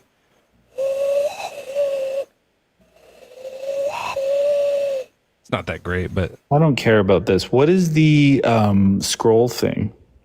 Oh, it's just a picture of my dick. Oh, okay, that makes sense. And then like you have them guess something, and then you go see prophecy. Something. I go name anything that's on your mind, right. And they're gonna say your dick, and then I go, look, I knew it. It's a picture of it, and then I'm like, that was the prophecy. So I'm gonna probably need to help with that because I like just in case that they're not. Oh, now you want to help? Like the bags aren't work, but once my dick is involved, suddenly it's like I'm gonna have to get in on that. I'm gonna have to get a look at that thing. While you're just like selling 7 bags, I'm gonna get into when it's just this the one takes bag off, with the then it's dick gonna pic. matter. But right now it doesn't matter. What? It's just the one bag. Oh, of the tote bag. I thought you were talking about the dick picture. Just has one bag. The totes had 7 bags. One bag. I always thought of it as like 2 bags in one. It's like kind of like a. Well, there's that seam. Right, but I think that there's like 2 sacks within the one, like outer sack. Let me look at the picture.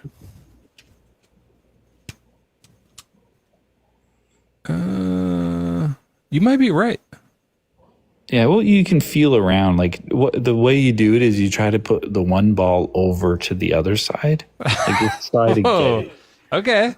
But you can't do it because it's like it's in its own sack. Oh, I see what you mean. What if it happens? Well, then you might be a mono sacker. But I think most of us have dual sacks within the mono sack.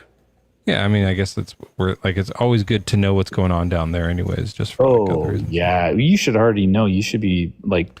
I check, but I don't like move the things one thing into the other thing that much. That's wrong. You should like. Yeah, I mean, I put stuff in my belly button, but not like I don't try to go from one ball to the. Anyways, that's what it is. That's the picture. That's the whole bit. It's gonna fucking crush, dude. Oh yeah, I mean, as far as like syllogisms goes, or like counter apologetics, that sounds like a destroyer. Hey, here's a prophecy. Name anything in the world that's on your mind right now. They're gonna be like, it's Mezzo's dick. Like there's a picture of it. And some of them will be like not even genuine. They'll be like, "Oh, you're fucking like they'll like have that kind of attitude." Oh, as a joke, and I'll be like, "I knew you were gonna." Yeah. Oh, that's smart. Yeah. How could you say anything else? Smarter than me? Yeah. Well, right. Like that's for me. That's like a no-brainer. You know what I'll say after they say that? I'll go, "Is this your card?" And like it's a magic trick, and I'll hold up, but the card is just a picture of my. Yeah, that's just a good idea. That's funny. Did I wrote down in my notes somewhere, I don't know where to use it, but it's just this. It's like Christianity is a no-brainer. This is just it? Yeah. That reminds me of the one that I was trying to do about prayer in action. Right. It's a similar kind of like Christian. Here we can see prayer in action because Christianity is a no-brainer. We could pair that together. Yeah, we could probably write like 18 more of those that are gonna all. I'd love to, but I have a lot of tote bag work to do. So maybe you write those out, and I'll do the totes. I'll do it when we have an audience. Like I'm not gonna waste my time. I know you already said that. Like you don't have to repeat how you're not going to help me. It hurt the first time. I need to get us up to like 5 figures.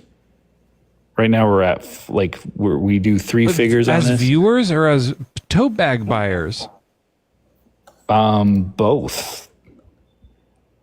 I need probably about 5. Where are you getting these metrics from? Like, who are you talking to that you think that that's a realistic number? No, like the fucking biggest tote bag empire company in the world doesn't sell 10,000 tote bags. I just heard it. I just heard them saying all the like different types of figures. Who has the best tote bags in the world? Have you ever heard anyone say 3 figures? Oh, well, they say 3. This is a 3-figure deal. It's a good point. Yeah, no one ever says that, right? All right, you're right. 6 figures? No. 4-figure? 6 figures, they'll say that because that's like over 100,000. So I'm saying 5-figure, but we're talking about low 5-figure. What? Like around 10,000, or do you need more like mid 5-figure? Sales, I would take 10K, but like I need 50K on the views, or I'm not doing Christianity is a no-brainer. Like I'm not going to waste my time with that shit.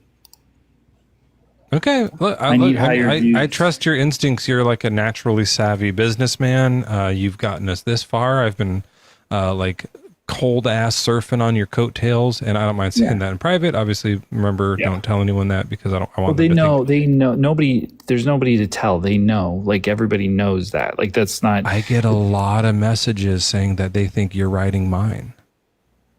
Yeah, and I let them. I just go like, oh yeah, like I just kind of. I don't get one of those messages, and it's because. Oh, I'll send them. I'll forward them to you. No, this is one of the things. Okay, because I can show you the ones that say what Joel isn't. I'm reading this one right here. Hold on. Joel isn't as funny as you. He's writing your coat. He actually says coattails. That doesn't bother me because that was instant egg rolls. You know what? When I was in young primary school, right, and you'll remember this type of thing where you're sitting there and you're coloring, right? And you're doing a good job coloring, and the teacher's like, good job. Are you saying coloring? Yeah, you're coloring in. What does that mean? You're coloring in the picture, right? And I'm coloring in between the lines. Are you crying right now?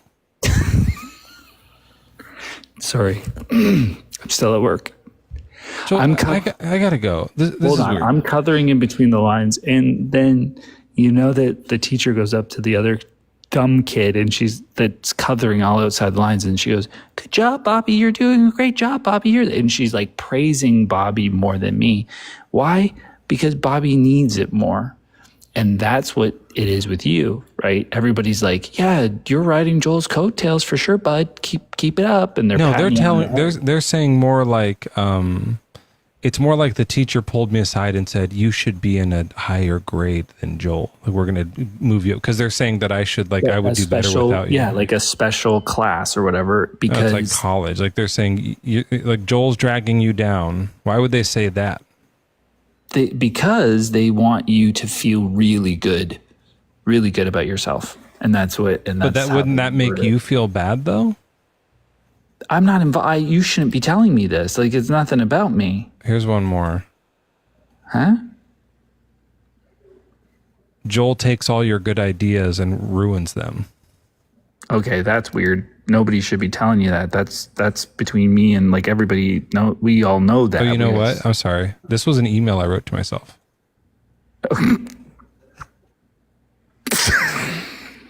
Ow. Sorry, I sneezed. That was definitely a sneeze. All right, I gotta go.